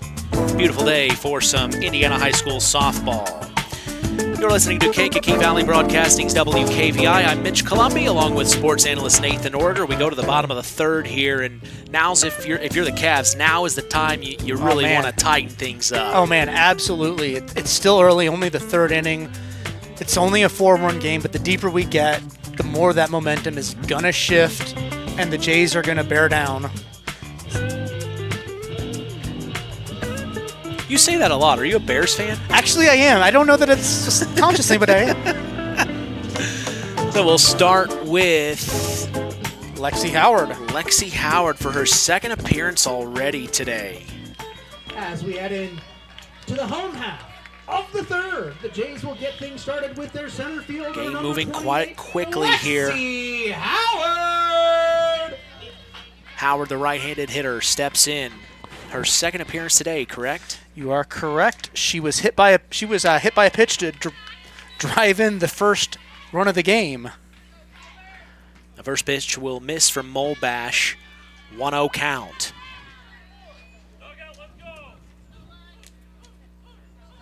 She'll step back on the rubber. Deals the 1-0. Check swing. Ball called.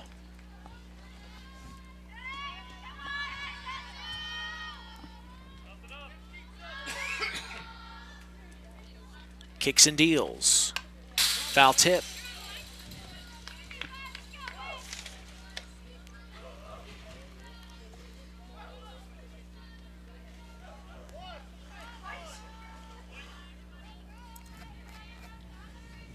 Right to work, the 2-1. Ooh, inside and dipping out of the way is Lexi Howard. We'll see the 6, 7, and 8 hitters here for the Jays. Morrow on deck and Chambers in the hole. 3-1. In the dirt, good eye. And drawing a walk on Molbash is Lexi Howard. Bringing up Macy Morrow for her second appearance today. We've talked about Macy Morrow the last several years. Quite a good athlete for North Judson, a several sport athlete at that. She comes into this afternoon. We may have brought it up earlier, but if you're just joining us, Morrow, the junior, a 263 average. First pitch will get past Milam, and it will allow Howard to get to 2. And Macy Morrow, first inning, reached safely on an error at first base and eventually came around. She was the final run of that inning, I believe.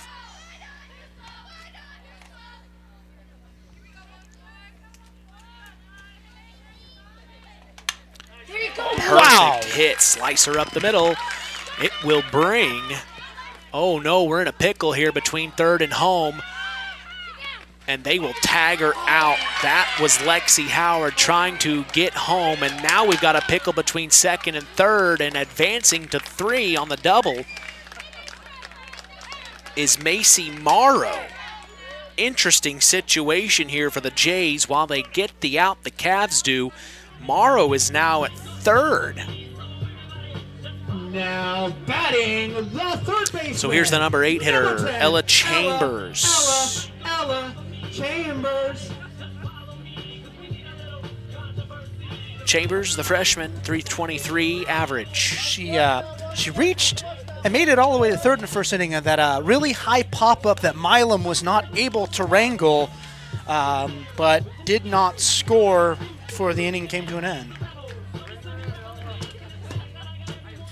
But what an opportunity here for her with only 1 out. Molbash to deal the first pitch to Chambers. Swing and a miss, strike 1.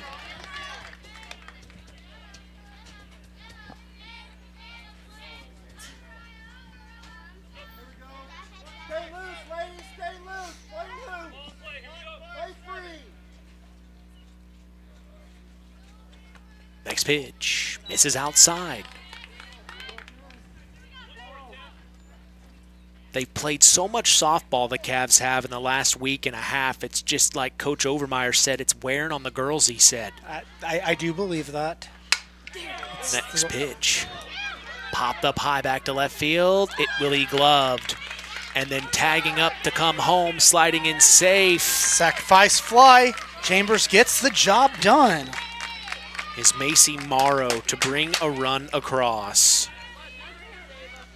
So we'll see the number 9 hitter, Ava Vesley, the designated player, step in here for her second time already. We've said it multiple times over the last couple of years. Chris McGowan, he has said it so many times. If you get back to the top of the order before the other team, more times than not, that is the team that ends up coming away with the win. With 2 outs here in the bottom of the third, Vesley will take the first pitch outside from Molbash. Ball called. It's 6-1 now. They apparently she is affectionately known as Dropper. Okay. On the team, because if it's like a pop up, she's behind a foul ball pop up. She's apparently dropping it, or that's what Emma here says. We do. There are no secrets in the press box, Emma. Very cool. I'm not certain, but I think this isn't the first time she's been in a varsity game, but it might be the time first she's gotten the call to start varsity. She catches JV. She and Tegan Benson sort of developing a relationship with that pitcher-catcher battery. But Coach Baxter felt good giving her the chance to show what she's got at the varsity level tonight. Very cool. Molbash, the 2-1. Swing and a miss. Strike 2. Her grandfather, Dave Vesley, was the athletic director here at North Judson-San Pierre for many years. And actually her uncle, Rob, was for a short time as well. So a lot of Blue Jay history at the plate right now. I have heard of the Vesley name. Brought up quite a bit over the years. As she'll pop this one up out of play. Keeping it 2-2 here. And I don't know if they actually have any blood relation, but I know that if you go far back enough in the family trees, the Vesleys actually have at least some connection with some of the Capuchas. Okay. Which is Amelia and Sophia Chaffins' family. There you go. Great hit. And Ava just pops one right over the left, into shallow left field over the shortstop and third baseman. Nice poke for the freshman. She's pumped up about it too. It'll be a base hit for Vesley, keeping this inning alive with 2 outs here in the bottom of the third. So now back to the top of the batting order for the third time today. It's Caitlin Hammock. I'm making a point there of announcing her a little more quietly so she can hear her walk-up song. Popped up high. The short fielder will glove it for out number 3. But 1 run crosses on 2 hits. No errors is what I had down here in the bottom of the third. Yep. We're going to take a break and come back. Top of the fourth on the way. The Cavs need to put something together. They've been playing a lot of softball the last week and a half. We'll see if they have a response. Don't go anywhere. You're listening to Kankakee. Don't go anywhere! You're listening to Kankakee Valley Broadcasting's WKVI. The key to high-yielding crops is accurate and dependable soil testing. This is Andy Awald of Farm Fertilizers and Seeds. Having the right information to make the most profitable fertility decisions is what Image Services from Farm Fertilizers and Seeds is all about. We combine cutting-edge technology and computerized record-keeping with a common-sense approach to soil sampling and fertilizer recommendations. Whether it be by management zone for field-level applications or grid-based for variable rate applications, count on Image Services by Farm Fertilizers and Seeds for your soil service needs this fall.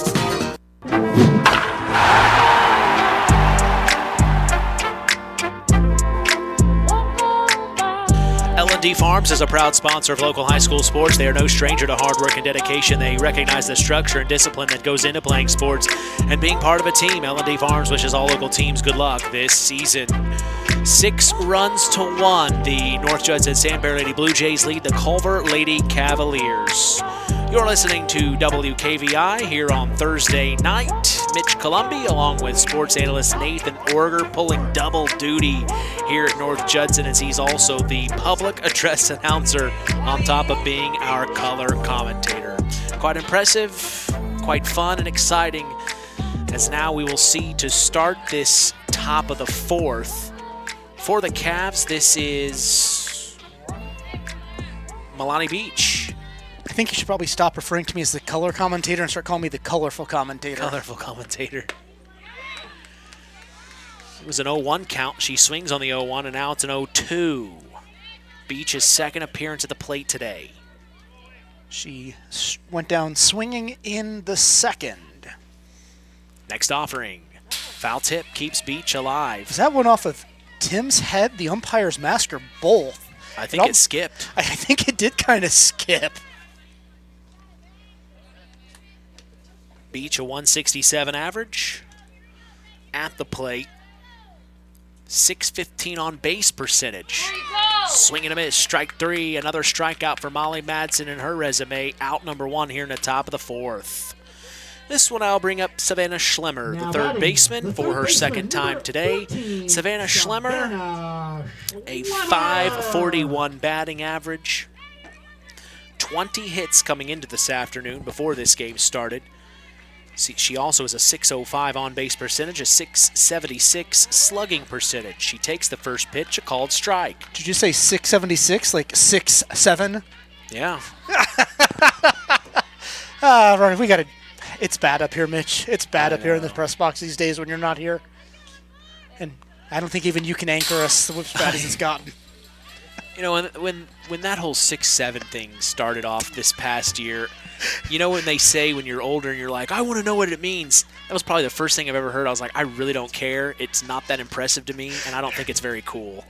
But whatever. That's the hot topic. Go with it. I think you just punked me. Swing and a miss. Strikeout number 2 here in the top of the fourth for Molly Madsen. She is really dialing in here. And now here is Alexis Gasanovas, the shortstop. It wasn't so much punking out. It's just I kept hearing it all season long dealing with the kids, and I'm like, you know, I don't really care. Whatever. I just like saying Gasanovas. What a great last name. 4-3. 3 up and 3 down. Grounded to second, gloved and thrown to first. The Jays are in control 6-1. Taking a break. Bottom of the fourth on the way. You're listening to KVB's WKVI. Since 2012, All Grain Transport has proudly served our area farmers. What started with Adam, his wife Lindsay, their oldest son Leland, and 1 truck, All Grain Transport has grown into 11 trucks strong and a family of 5 elves. All Grain Transport specializes in efficient grain hauling during harvest, and with on-site storage, customers can harvest faster and market their grain long after the season ends. From grain to a variety of ag needs, All Grain really can transport it all. All Grain Transport is proud to help continue the tradition here on WKVI Sports, so call them at 574-225-6131. That's All Grain Transport. Family-driven, community-strong, and built to haul it all.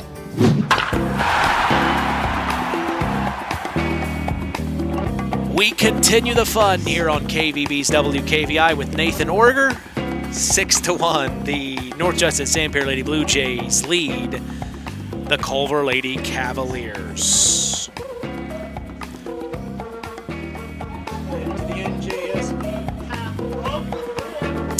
We'll start with Olivia Tim for her 3rd appearance on the afternoon already. Left-handed hitter. Aiden Molbash still in the circle for the Culver Lady Cavaliers.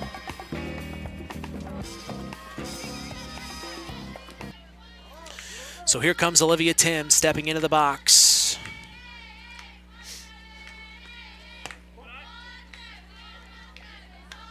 First pitch outside, misses, ball 1.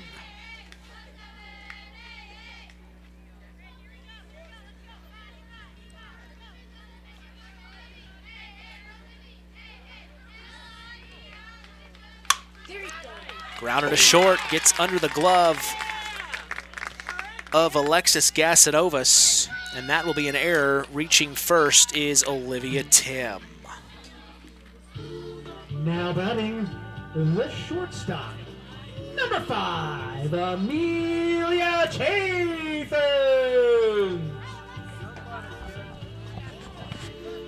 Ooh, the operator. I like Sade. It's an interesting choice for her age. I'm surprised she knows Sade. You know what? The kids these days are all right. I was running over to the portable restroom before the game, and I heard girls on the tennis court singing Champagne Supernova while it was playing. That was hot when I was in high school. Foul tip hits the fence. The kids are all right. Probably because music hasn't gotten any better. Emma here to my right, she and her dad and I went to see Explosions in the Sky together a couple of years ago. I mean, some of the other music to which he has exposed his children horrifies me, like, metal. This is a pop high in the infield. It'll be caught by the shortstop Gastanovas for out number 1, and that retires Amelia Chaffins. Now batting, looking to help her own cause. Molly Madsen will step in for the third time today here. Mad Dog She's having Madsen! quite the afternoon. We talk about the Cavs, Nathan, since we saw that 15-1 win against Oregon Davis on May 5th. They're to take 2, sliding in safe will be Olivia Tim. She'll steal another base today. She's got wheels. But we talk about these Cavs since we saw them at Oregon Davis on the 5th of May. On the 6th, they had South Central. The 7th, they had Pioneer. The 8th, they had Northwestern. The 11th, they had Triton. The 12th, Hebron. Holy the 13th, schmoly. Knox. That has got to be a lot of rain makeup to have that It many. is. Good grief. This spring has been crazy. And it's just been tough for these Cavs the last few nights. Swung on, popped up high in foul territory at the fence. It won't be played. But that's Milam Shurasek tried to make a play on it, though. But that's kind of what Coach Overmeyer was talking about, is he's saying it's just they're wore out. It's tough right now. But, to go through this right now here late in the season with only 4 games left after 3 games left after tonight, they'll see Oregon Davis in that sectional opener on May 25th here in just 11 days. Foul tip hits the fence for Madsen, makes it a 1-2 count. I love But, that they put the sectional on Memorial Day like that. And, I don't have to take a day off of work to But you think about it, this kind of run for the Cavs, while it may be hurting their regular season record, it probably prepares them for the postseason even more. For sure. 1-2. Outside. Let's go, Molly! 2-2 count from Molbash to Molly Madsen here. She'll step back into the box.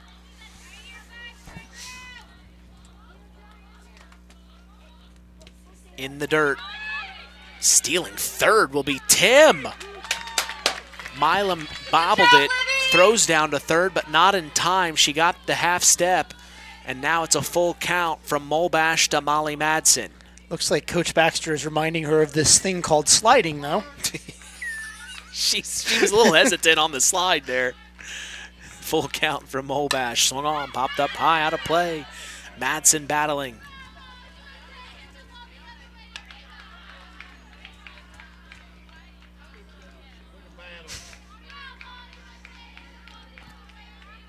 Coach Baxter's younger daughter, Maddie, is down below us in the concession stand. Kennedy, older sister, is she in the dugout tonight helping out? She's in the dugout playing assistant coach. Ooh, chin music for Madsen will walk her, taking her base. And that will bring up Sophia Chaffins with runners in the corners and 1 out here in the bottom of the 4th. The second baseman, number 22, Sophia Chaffins. So Molbash will step on the bump and deal the first pitch. There goes Madsen to take 2. The Cavs will allow it, so both runners in scoring position with 1 out. It's a ball called, 1-0 to Chaffins. Speaking of the devil, Maddie Baxter has just joined us for a moment up here. Hi, Maddie. How's it going? It's going. We're glad to have you. Slicer up the middle. Oh, and that hits second base and takes a weird bump. It'll be an RBI single, and advancing to 2 in the meantime as they throw home is Sophia Chaffins, so that makes it 8-1 now. The Jays are really clamping down on the Cavs here in the bottom of the 4th. Now batting. Nice hit there The center field. by Sophia Chaffins, helping her batting average even more, adding RBIs to her total this season as well. Number 28, Lexi Howard. Sophia had 9 RBIs coming into this afternoon. Adds to that total just right there on that play. First pitch offered to Lexi Howard is fouled off out of play. It's caught by the left fielder. What a track down that was by Abby Zahner. So that'll be out number 2 here in the bottom of the 4th. This brings up Macy Morrow for her 3rd time today. Number 13, Macy Morrow. Right-handed hitter. First pitch offered from Molbash. High, ball 1. 3rd time at the plate for her.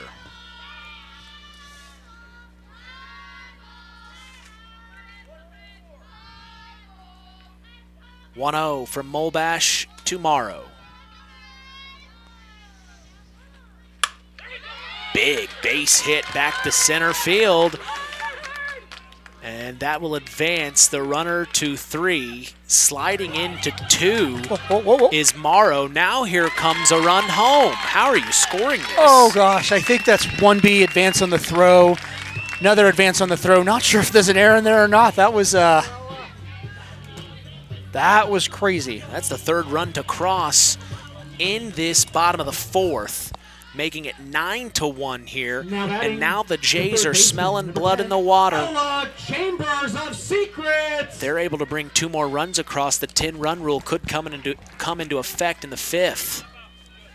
Interesting situation here for the Jays against the Cavs of Culver. Up top ball called. You can just see the wear and tear and tiredness the Cavs are showing tonight. The energy we saw against the Lady Cats was through the roof compared to this game. You can tell they are tired and they're not playing up to their caliber. And came into this game undefeated in the Hoosier North Athletic Conference. At 5 wins in the conference coming into this afternoon. 2-0 from Molbash. Finds the zone. She's pitching to Ella Chambers here, the number 8 hitter. I don't know if we have a new listener yet quite or not, but Molbash's Aunt Teddy down, I think in the Carolinas, just asked for the link, and so we may have somebody joining us from another state. Welcome. We're so glad you joined us. Streaming throughout the world. You can catch us locally on the FM dial 99.3. FM, of course, and then online, go to WKVI.com, click sports.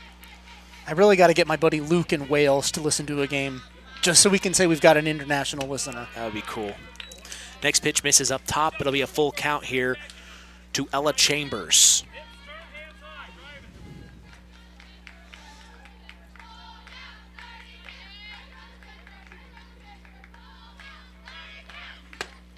Swing and a miss, strike 3, and out number 3. Runner left stranded, but 3 runs cross on 2 hits and 1 error. That's the bottom of the 4th. We're going to take a break and come back. The Cavs have a lot of work to do here. Top of the 5th is on the way. More people are switching to Surf Internet because they've had enough with slow speeds, rising bills, and internet that struggles when everyone is online. Here's what your neighbors Anita and Anthony had to say after they switched. Great value, awesome speeds, and 0 issues. We should have switched sooner. Switching is easy. Plans start at just $30 a month with AutoPay, with free installation, all-in pricing, and no contracts. Visit surfinternet.com today. Restrictions apply. Not all speeds available in all areas.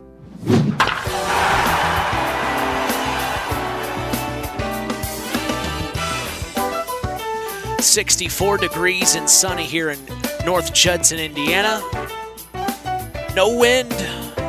Seen a very good game here for the North Judson-San Pierre Lady Blue Jays. A tough one for the Culver Lady Cavaliers facing off against Molly Madsen in the circle. What a performance it has been for her today, Nathan. She had her 500th career strikeout earlier. She hasn't let up. 1 run is all she's given up, and otherwise Molly has looked phenomenal, and it's so wonderful to see her pitch like this when she gets that 500th. To start the top of the 5th, we will see the 8, 9, and 1 hitters for the Cavs of Culver. It starts with Maddie Kitts, the first baseman. Number 31, right-handed hitter to face Molly Madsen for the second time today, if I'm not mistaken. You are not mistaken. She went down looking in the second. And Teddy is, in fact, listening. We are glad to have Teddy out there. Makes me feel a little bit old. I first met Teddy so long ago, still in high school, when I visited a high school class when I was fairly new in my job and doing junior achievement volunteering. Wow. Yeah. Teddy was a really sharp student in that class. And what year? 13-ish, 12, 13, 14. 2013? Yeah. Back when Wasn't that long ago. Feels like it. First pitch offer to Kitts, fouled off out of play. Kitts, a .448 batting average. Her 38th appearance of the season, second today. She has an on-base percentage of .556, a slugging percentage of .586. The 0-1 from Madsen. Grounded to third, glove, throws over to first for out number 1. Good glove there by the third baseman for the North Judson-San Lady Blue Jays. Ella Chambers to first, which was Macy Morrow. The right fielder. So now here's the right fielder, Hayden Lute, for her second time today. She was able to get a double in her first appearance. A nice big-time hit for Hayden Lute in the number 9 slot. So she'll step back in to face Madsen yet again today. First pitch misses outside for ball 1. In fact, Lute scored the only Culver run thus far.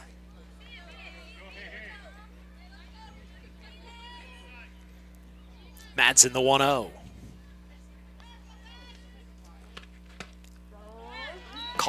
Called strike inside. Lute with that bright pink bat. You know, I love the pink bats, but I got to tell you, I hate how they clash with the black and orange, man. Little dribbler back to Molly Madsen. In the circle, she'll throw over to Macy Morrow at first for out number 2. Back to the top of the batting order for the third time today. We'll see Abby Zahner. We talked about Abby Zahner earlier on in the broadcast. If you're just joining us, she is one of the premier softball players in our area, a .565 average. You kind of mentioned how impressive Abby Zahner has been. Top 10 in slugging percentage and OBP in 1A. And batting average, and top 20 in home runs. She'll take the first pitch for a ball. Madsen to deal. Grounded to short, throws over to first. Nice little stretch by Morrow to reel that in. 3 up and 3 down. Quick work for the Jays continues. They lead 9 runs to 1. We'll take a break and come back. It's all North Judson. The team at LAP Waste is ready to serve you. Here's Honey Lamer. Yes, we are so blessed at LAP Waste. We have been able to expand our staffing, and we have some amazing drivers, office help. We are just absolutely blessed in the group that we currently have. Kirby Anderson, how does someone reach out to LAP to become a customer? It's real simple. They can either email lapwaste@yahoo.com, and then we will get in contact with them, or they can call the office at 574-542-4019.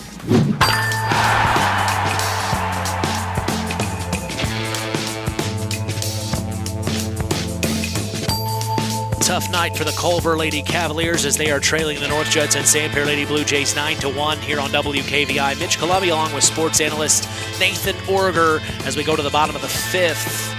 In North Judson, we talked about the Cavs in those sharp black jerseys with orange pinstripes, orange trousers. The Jays in all white with blue and gold trim. Bottom of the 5th here, we'll start with the 9, 1, and 2 hitters for the Jays. It's Ava Vesley, the designated player who's had a great evening thus far. And you better believe Coach Baxter is kind of keeping an eye on this opportunity here with only 2 runs needed for that 10-run rule. They could put the Cavs to bed early here in the bottom of the 5th. The 10-run rule comes into effect. And if you are in the 5th inning, that will be the end of the ball game. But the Cavs are still fighting here. We see Aiden Molbash in the circle. She started this evening and done a very good job. Molbash has really played well for the Cavs up to this point throughout the season. But like Coach Overmeyer had talked about, the Cavs have played a lot of softball. We went over their schedule a little bit ago. They have played a lot, 8 games in a row to be precise, and that can be tiring. It can wear the girls down. Like Coach Overmeyer said, it's hard to stay focused when you're playing game after game after game after game. They fell to Knox last night 10 runs to nothing, and Coach Overmeyer said a lot of it had to do with themselves causing errors, allowing those runs to cross, and Vesley will pop one up into foul territory. It'll be gloved for out number 1. Looks like the shortstop actually grabbed that one. Yes. Alexis Gasinovis. So that will retire Vesley, but we go back to the top of the batting order. For the 4th time today, we will see Caitlin Hammock, the left fielder, step in. Right-handed hitter. Molbash has not done too bad against Hammock, if I'm not mistaken, up to this point. And the Cavs have made a substitution. Number 30, Emily Allen, has replaced number 20, Melanie Beach, in the lineup. Looks like there have been some defensive shifts. I'm not sure where Allen is playing, because it looks like number 17, Hayden Lute, has moved to second base. Thank you. So 1-1 count here to Caitlin Hammock from Aiden Molbash. She deals. Inside, ball called. Can't be for certain, but I'm gonna guess she may have just gone out to right field where Lute had been, because it looks like we'll see in a minute if we can figure that out. I still see Brooke Davis in center. Foul tip hits the fence. Or no, that's Abby Zahner. Abby Zahner's in center now. You are correct. And then out in left, number 12, Alexis Gasinovis moves from short. And Davis has moved to short. That's Brooke Davis there at short. So she is who tracked that fly ball down into foul territory for out number 1. And in the meantime, we've got a full count here to Caitlin Hammock from Aiden Molbash. The payoff. Foul tip. She got a piece of it, but they're going to call strike 3 and out number 2 for the Cavs. This will bring up Amelia Chafins for her 4th time today, the left-handed hitter. Now batting, the shortstop, number 5, Amelia. Hey, that is not Chafin.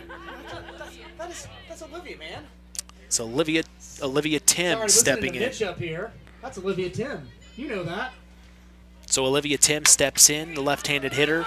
Grounded to short. Davis gloves it, throws over to first. Not in time. Oh, that was some more speed on her part there. So, I'm actually, tough play at short. I'm actually going to give her the single on that. So now is Amelia Chafin stepping into the box, the number 3 hitter, shortstop. Now up to bat, number 5, Amelia Chafins. So Chafins will step in here. Tim at first with 2 outs, bottom of the 5th. I told you it could get messy with this whole double duty thing, especially when I'm obsessively trying to figure out who's where in the defense now with these changes they've made. First offering to Chafins is a called strike on the outer portion of the plate. My eyes are just not good enough to be certain, but I'm going to guess that Emily Allen must have headed out to right field, because I don't see number 30 anywhere else. Swing and a miss, strike 2.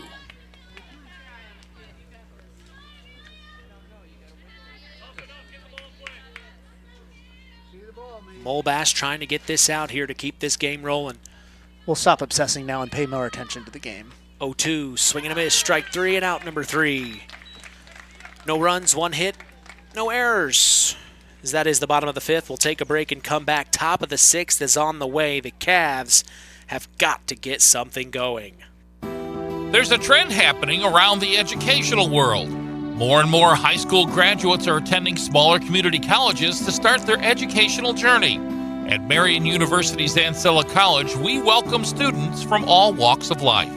The opportunities at Marian University are endless, from living on campus to being a collegiate student-athlete. From day 1, your professors will help you create a plan for a success at Marian and beyond. Find out more about Marian University's Ancilla College through our website at marian.edu/Ancilla today.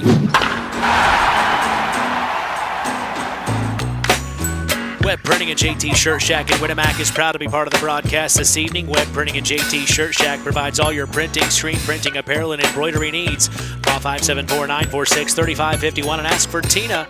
We appreciate their support and help towards continuing this tradition. High school sports in Indiana thrives because of our dedicated IHSA officials. These men and women ensure fair play, safety, and the integrity of every game. We thank our IHSA officials.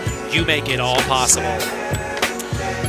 We go to the top of the 6th. The North Judson-San Pierre Lady Blue Jays leading the Culver Lady Cavaliers 9 runs to 1. I'm Mitch Columbi. So glad you've joined us, along with our sports analyst Nathan Orger, pulling double duty as the public address announcer. But Molly Madsen doing quite well in the circle. We'll start with Brooke Davis of the Culver Lady Cavaliers. We'll see the 2, 3, and 4 hitters. Davis to step in first, the right-handed hitter. Yes, sir. We have a sub. Which team? Defense? All right, thank you, sir. 7 for 12. All right, so we will see a substitution here. Brianna Schlemmer will come in for Alexis Gasanovas.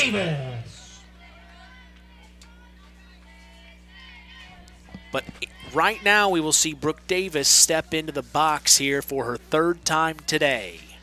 She has reached on an error and stolen second and then flown out to left.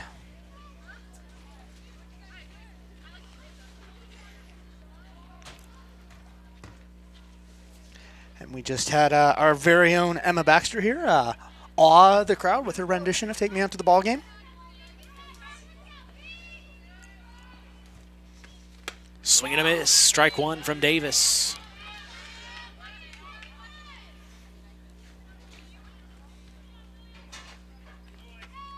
It's getting to that point now. If you're the Cavs, you got to do something here. Fouled up, out of play. 0-2 quickly. And Madsen has handled these Cavs quite well. Yeah, Molly has had a very good evening thus far. The 0-2. Oh man, I smell hot dogs downstairs. There better be some leftovers. Swing and a miss. Strike 3 and out number 1 here in the top of the 6th, retiring Brooke Davis. We'll now see Aiden Molbash for the 3rd time today, the pitcher. The Cavalier pitcher, number 5. It got out of hand there early in the bottom of the 1st, where the Jays were able to bring 5 runs across on Molbash, but there were some errors that had happened and made that happen. Caused that to happen, excuse me. She had 2 outs on the Jays early in the bottom of the 1st, and then it was the 2 outs after that. The Jays really took it to the Cavs, taking that 5-0. Never really looked back. Yeah, that 5-0 lead. First pitch offered a called strike. The next one swung on, popped back to right field. It'll be a blooper. Perfect little base knock there and for Aiden Molbash. Hadn't realized this, but designated player Ava Vesley has come into the field in place of the right fielder for whom she had been hitting. Mackenzie Mans. So now here we see, with 1 on and 1 out for the Cavs, we will see Gracie Milam. And you talk about somebody that's due, is Gracie Milam. Not having her normal night at the plate. She pops this one up. It won't be played. Bounces foul.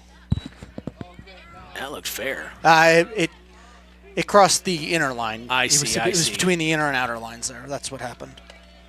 So Milam stays alive. Madsen comes over. Olivia Tim comes up. And Macy Morrow, I think they just were kind of thinking, is one of you going to catch this? And Milam gets bailed out here.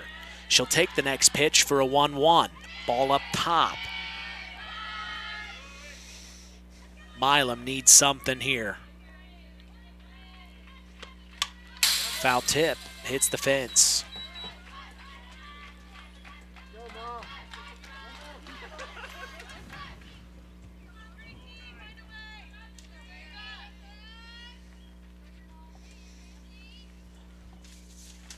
It'll be Emily Allen on deck. There's the base hit for Gracie Milam. She'll advance Brooke Davis, or Aiden Molbash, excuse me. Molbash comes all the way home on that double. From first. So an RBI double for Gracie Milam. Now batting, number 30, Emily. So here's Emily Allen for her first plate appearance. She's been subbed in here. We think she's in right field, but my eyesight is not good enough to confirm. For Milani Beach, who was hitting in the 5 slot. Oh. They'll overthrow 3 as Milam steals. She's sliding in, and she's tagged home for out number 2. The Cavs tried to be aggressive, and they couldn't get that run across. Props to them for trying, but just did not happen. 7 p.m. Eastern, 6 p.m. Central, wherever you are. We're so glad you joined us. The Lady Jays of North Judson-San Pierre are leading the Cavs of Culver 9-2. And this is Emily Allen's first plate appearance of the evening. She comes in today a 125 batting average, her 12th appearance on the season. She has an on-base percentage of .364. Finds the zone, 0-1 count.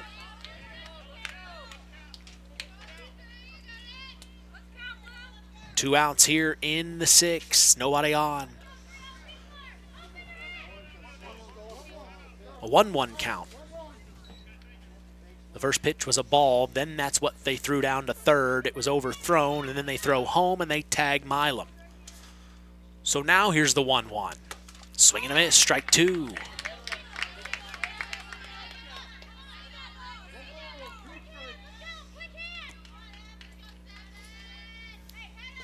Madsen, the 1-2. Grounded to first. Morrow gloves it, tags the bag, and that is the third out. But 1 run crosses on 1 hit. No errors. Taking a break, coming back. Bottom of the 6th on the way. You're listening to Kankakee Valley Broadcasting's WKVI. Hello there. Is this that First Choice Contractor? No, sir. This is First Choice Insurance. I'm looking for a good contractor. I could use a deck put on the back of my house. We aren't contractors, but we do offer a great contractor's insurance program with all the coverages a contractor needs. Well, would you consider putting one of those walk-in tubs in my bathroom for me? Phone us today in North Judson at 896-3482 or in Knox at 772-5370.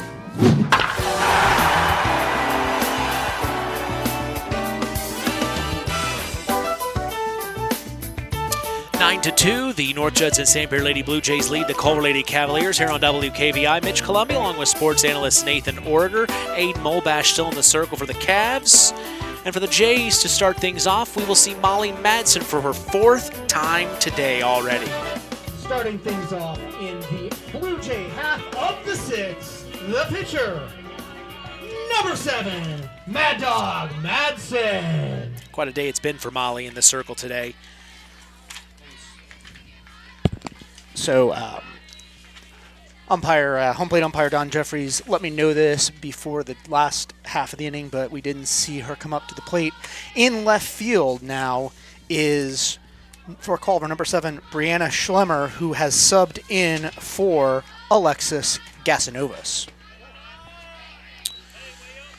Quickly behind the count is Molbash. 2 balls thrown, and now it's a 2-0 count to Molly Madsen here, the right-handed hitter.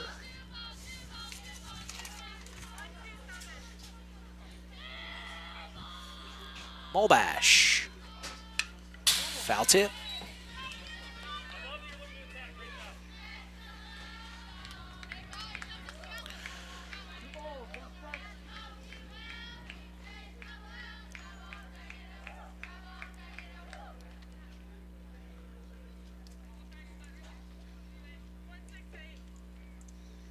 Two-one from Molbash. She deals. Up top, good eye from Madsen. 3-1.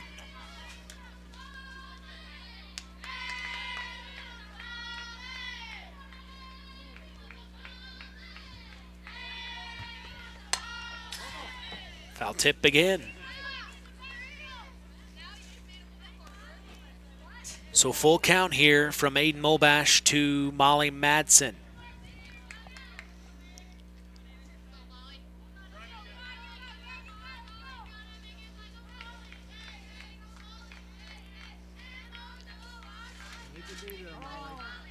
Madsen will call time, step out of the box.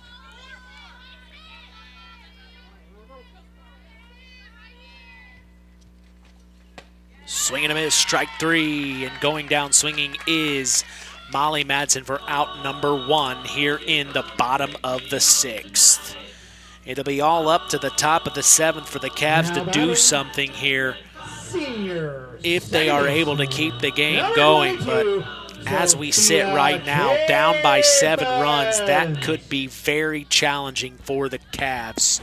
But now here we see Sophia Chaffins step into the box. She'll foul the first offering out of play.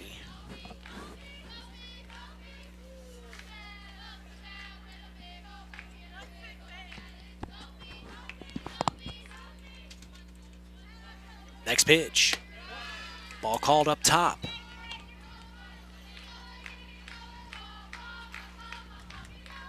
Chaffins has walked and singled, scored twice, and then flew out to center in between. 1-1, swing and a miss, strike 2. Now look at that. I'm actually paying attention to the stats and adding something relevant to the conversation. 1-2. There you go. Good hit back to right center. Right in the gap. It'll That's be a base double hit. at least, maybe a double. triple. Yep. It'll be a double for Sophia Chaffins. Stepping up to the plate, the center fielder, number 28. So here's Lexi Howard for the 4th time today. Getting a lot of at-bats in are the Jays this afternoon. And Howard will dig in here. She's got a bright pink bat, too.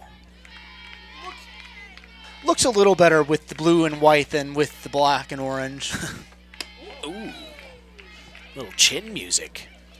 Dipping out of the way is Howard for ball 1.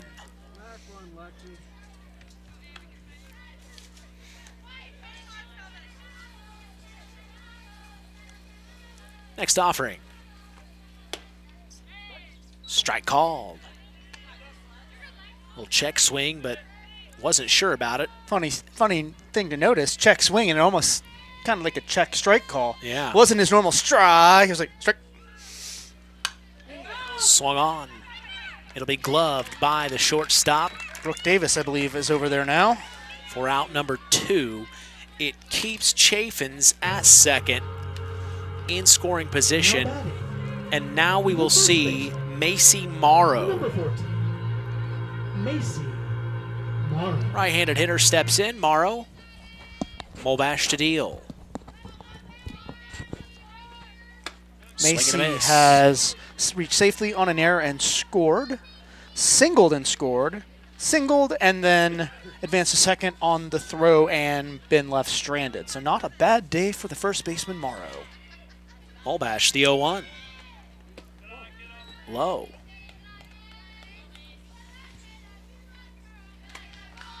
And you look at this game right now, Nathan, the story is the bottom of the first right now. Story, I think there really are 2 stories. The bottom of the first and the insane schedule Culver has been forced to play lately. 1-3 to end the inning. That is the bottom of the 6th, keeps the score 9-2, 1 left stranded in scoring position. No runs, 1 hit, no errors. We'll take a break and come back. The Cavs have 7 runs to bring across if they want to keep this game rolling. If not, that will be the game in the top of the 7th. We'll see what happens up next. Osborne Advantage Real Estate is a proud sponsor of local sports. Steve and Donna love being members of the community and would love the opportunity to make you feel right at home, right here in Stark County. Whether you're buying, selling, or relocating, call Osborne Advantage Real Estate today at 574-896-2567 for guidance and instant support. When you need quality printing that gets you noticed, Town & Country Printers is your one-stop shop. We specialize in vinyl graphics of all kinds. Bold yard signs, attention-grabbing banners, custom labels and decals made just for you. Need custom t-shirts? We print those too. Plus professional business cards that make the perfect first impression. We print everything but newspapers and money. Whether it's business advertising, special events and outings, fundraisers, sports events, or parties, Town & Country Printers has what you need to make it memorable. Call us today at 574-936-9505.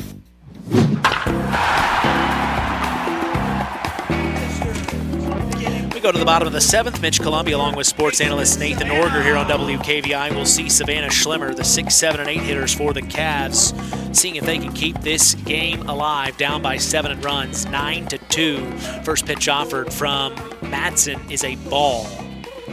But Schlemmer's third time in the box today. She has reached safely on a single and struck out swinging. Fouls this one off out of play, makes it a 1-1. I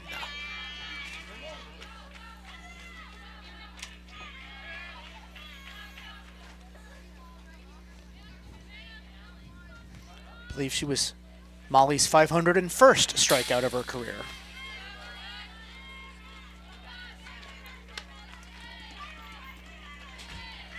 Next pitch misses for ball 2.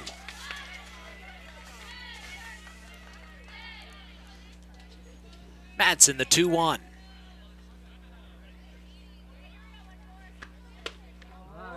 Finds the zone. Strike. He likes that. You got to have fun with it. If you ain't having fun with softball, something ain't right. 2-2. Chopper to short. Glove throws over to first. Out number 1.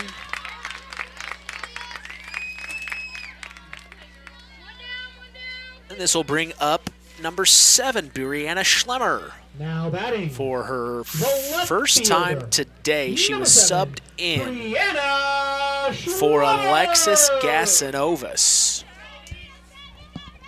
So here comes Brianna Schlemmer for her first appearance today, a 300 batting average, her 47th appearance on the season. Schlemmer, a 391 on-base percentage, a 375 slugging percentage. She fouls this one off the fence. Right towards us, and Emma here flinched despite being behind the fence.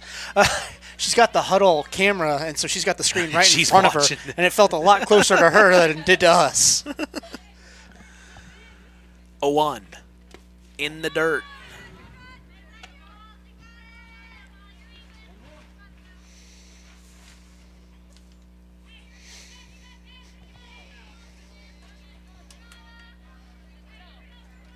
Next offering, swing and a miss, strike 2.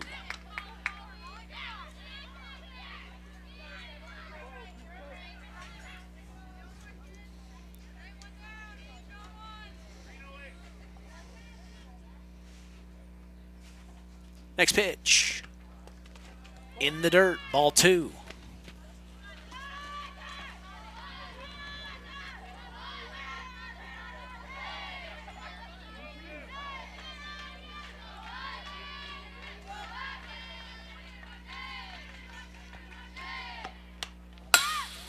This one's a foul tip, hits the fence again. I will admit to flinching a little bit on that one too. Hit right on the support column here, dead in front of me. 1 out, nobody on. Top of the 7th here, the 2-2 inside, it'll go full. Madsen trying to close this game out. What an afternoon it's been for her. Finds the zone, and going down looking is Brianna Schlemmer for out number 2. We will definitely count the strikeouts for Madsen in this one. Stepping up to the plate. She has been playing quite well over the last several games. 31, Maddie Kitts. So here comes Maddie Kitts, the first baseman, will step into the box, right-handed hitter. She's got a pink bat too. Kitts has been quiet today. She went down looking in the 2nd, grounded to 3rd in the 5th, and is now up as the last chance for the Cavaliers here in the top of the 7th. The 1-0. Hot dogs are smelling better and better with each passing minute. Inside. Oh, he calls it strike right there. It grazes the inner portion of the plate, so a 1-1 count here. 1-1. Pop back to center field. It'll be over the head of the center fielder at the fence. Digging for, nope, she's going to stay in for the base knock. Good job by Maddie Kitts to keep this game alive here. For Stepping up to now. the plate, the second baseman. So here comes second Number baseman 17, Hayden Lute. She started in right field. She had a nice double earlier on at her first at bat, if I'm not mistaken. And here's her third opportunity today with 2 outs, 1 on. Grounder goes foul. She is, as I mentioned right before she grounded out to Molly in the 5th, she accounted for the first of 2 runs when she doubled in the 3rd.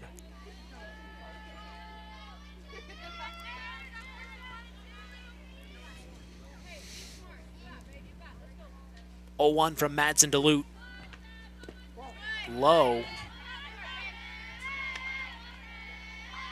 Lute, the fantastic swimmer at Culver, has been a Tyler Roth WKVI Athlete of the Week twice, a Tony the Boss Ross Max 98.3 Athlete of the Week once.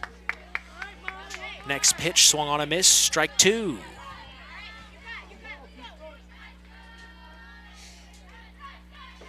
The 1-2. Up high, good eye there from Lute.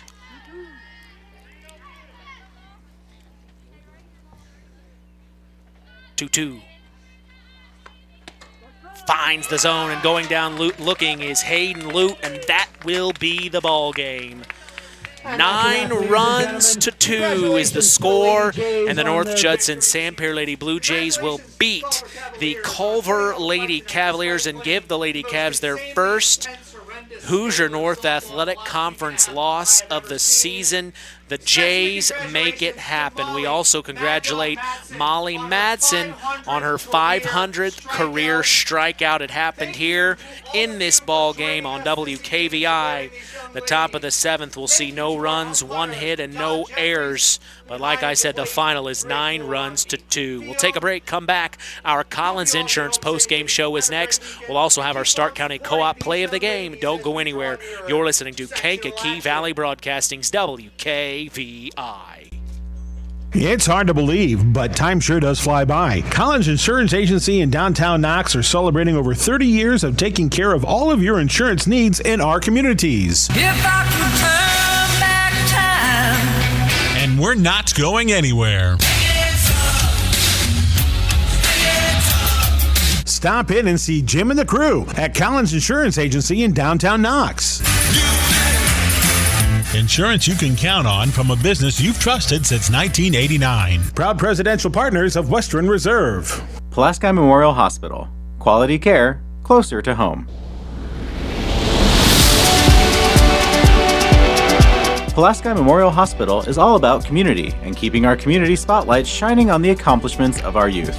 That's why PMH is proud to be a sponsor of our local high school sports action on WKVI, our community radio station. Pulaski Memorial Hospital. Quality care closer to home.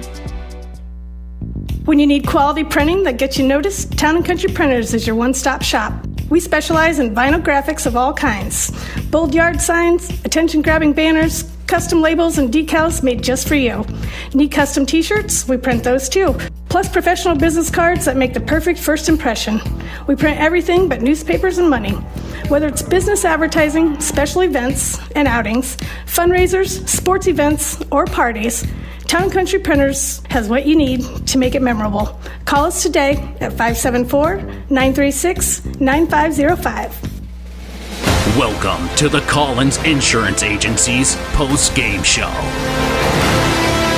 North Judson-San Lady Blue Jays will beat Hoosier North Athletic Conference foe, the Culver Lady Cavaliers, 9 runs to 2. The Jays end the evening with 9 runs on 8 hits and 2 errors. The Cavs will have 2 runs cross on 5 hits and 4 errors. We bring in our sports analyst, Nathan Orger. Errors seem to be the continuing issue right now for the Cavs. Yeah, you are not wrong. Their defense was a little rusty, and honestly, you know what? Molly was really just on her A game in the circle today, and she was tough. You know, you could slice off most of the runs the Jays scored, earned or otherwise, and you know she still held them to 2. And they're very tired, no question. They're very tired, but they are a solid offensive team, and Molly was just magical today. Yeah, you talk about a little bit of the stats, but I mentioned right before we went to break, Molly Madsen, we congratulate her on her 500 career strikeout. Taking some photos with her. Her mom put together a poster before the game that could be held up, 500 strikeouts. Well-deserved honor. So incredible. Other stats you'd like to share with us, if you can, off the top of your head? Oh man, it's a little bit tougher without an actual scorebook, but I think, you know, you just look at, honestly, you look at Molly. She didn't have a single hit in the game, but she still managed to score twice. Chafin scored twice on a single and a walk. Tim singled, got on a couple of errors.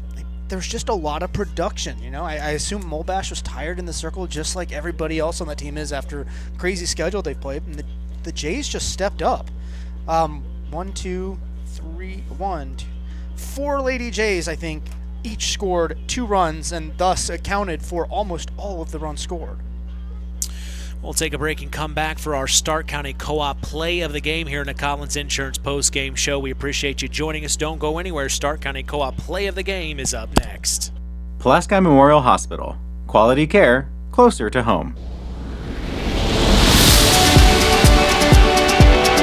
Pulaski Memorial Hospital is all about community and keeping our community spotlight shining on the accomplishments of our youth.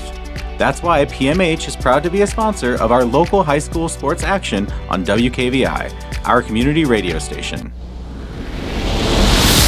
Pulaski Memorial Hospital. Quality care closer to home.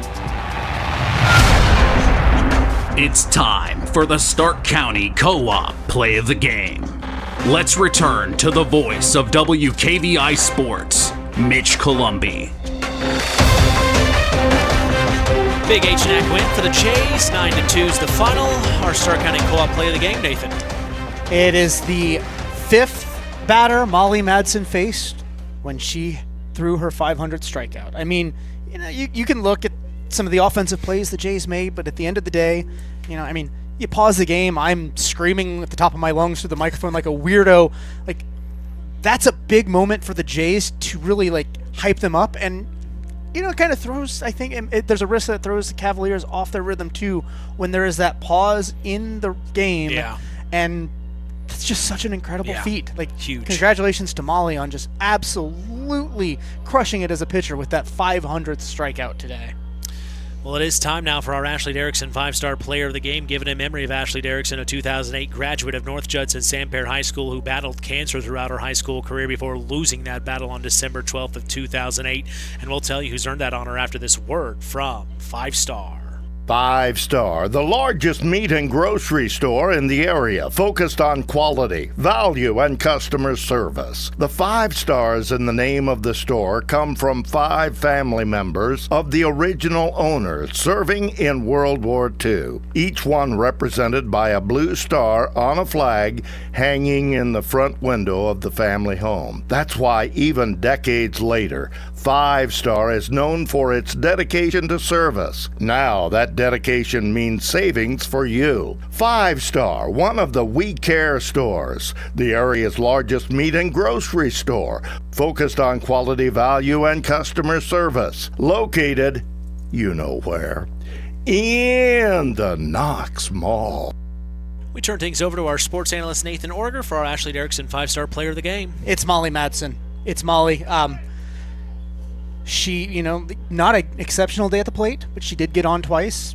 Not only did she throw her 500th strikeout, but she had 10 strikeouts on the day, held them to 5 hits, 2 runs. She's a solid pitcher, obviously. You don't hit 500 strikeouts that way, no matter how much you're pitching. But she just put on a performance tonight. Well, Well, congratulations to Molly Madsen on her 500th career strikeout and also being named our Ashley Derrickson 5-star player of the game. KVB's WKVI Sports will be back in action next Friday, a week from tomorrow, to see the Winnemac Warriors host the West Central Trojans for the Battle of Pulaski County. It's baseball action on WKVI. We plan to go live at 4:30 Eastern, 3:30 Central, right here on 99.3 FM and online at WKVI.com. We also remind you to join us every Saturday throughout the school year for the Saturday Sports Line, the longest-running high school sports show in Indiana. We go live every Saturday throughout the school year at 9 a.m. Eastern, 8 a.m. Central on 99.3 FM and online at WKVI.com. If you ever miss the Saturday Sports Line, don't worry. You can catch the replay every Sunday at 7 Eastern, 6 Central. We also invite you to follow us on social media, on Instagram at WKVI Sports, on X at KVB Sports, and on Facebook at Sports to the Max for all KVB Sports content. Something new we started this year is cataloging every broadcast via video and placing that on YouTube after the fact. You always can catch the game first on WKVI Radio first. But let me get this edited, put this online. You can watch back Molly Madsen's 500th career strikeout on Mitch's Inside Mike on YouTube and X. Again, that's Mitch's Inside Mike. Give me time to edit this, upload it on YouTube and X. Sometime tomorrow you should be able to watch that. Final word from you today, Nathan. Warn them that if they watch, they're probably going to see a little bit of me dancing here in the press box next to you, Mitch. It's been a fun season. I hope we might be able to do this again in sectionals. Yes, we will. I think this is our last softball game of the year. It is our last regular season softball game, but we will have some postseason softball action on WKVI. The postseason starts there the week of Memorial Day week. I believe, yep. Very interesting, very close, very fast-paced. So here, time's flying here. Let's roll. But our final in this one saw the North Judson-San Pierre Lady Blue Jays beat the Culver Lady Cavs 9-2. From all of us here at KVB, we thank you for listening to Indiana High School Softball. For our sports analyst Nathan Orger, our in-game announcer John Thompson, I'm Mitch Columby. The tradition continues. We are Kankakee Valley Broadcasting's WKVI. Thank you for listening to Indiana High School Softball on Kankakee Valley Broadcasting's WKVI. Sponsored in part by Coca-Cola, Culver's Portside Marina, L&D Farms, Farm Fertilizers, First Farmers Bank and Trust, Lawrence Farms, Mark's Body Shop in Knox, Zingo Express, Pulaski Memorial Hospital, Stark County Co-op, USW Local 9551, Collins Insurance, McGrath Refrigeration, Web Printing and JT's Shirt Shack, Kankakee Valley REMC, Osborne Advantage Real Estate, Keener Construction, LAP Waste, Sideline Automotive, Howard's Marathon of Winnemac, and 5-Star. We thank our sponsors for their dedication in supporting local high school sports.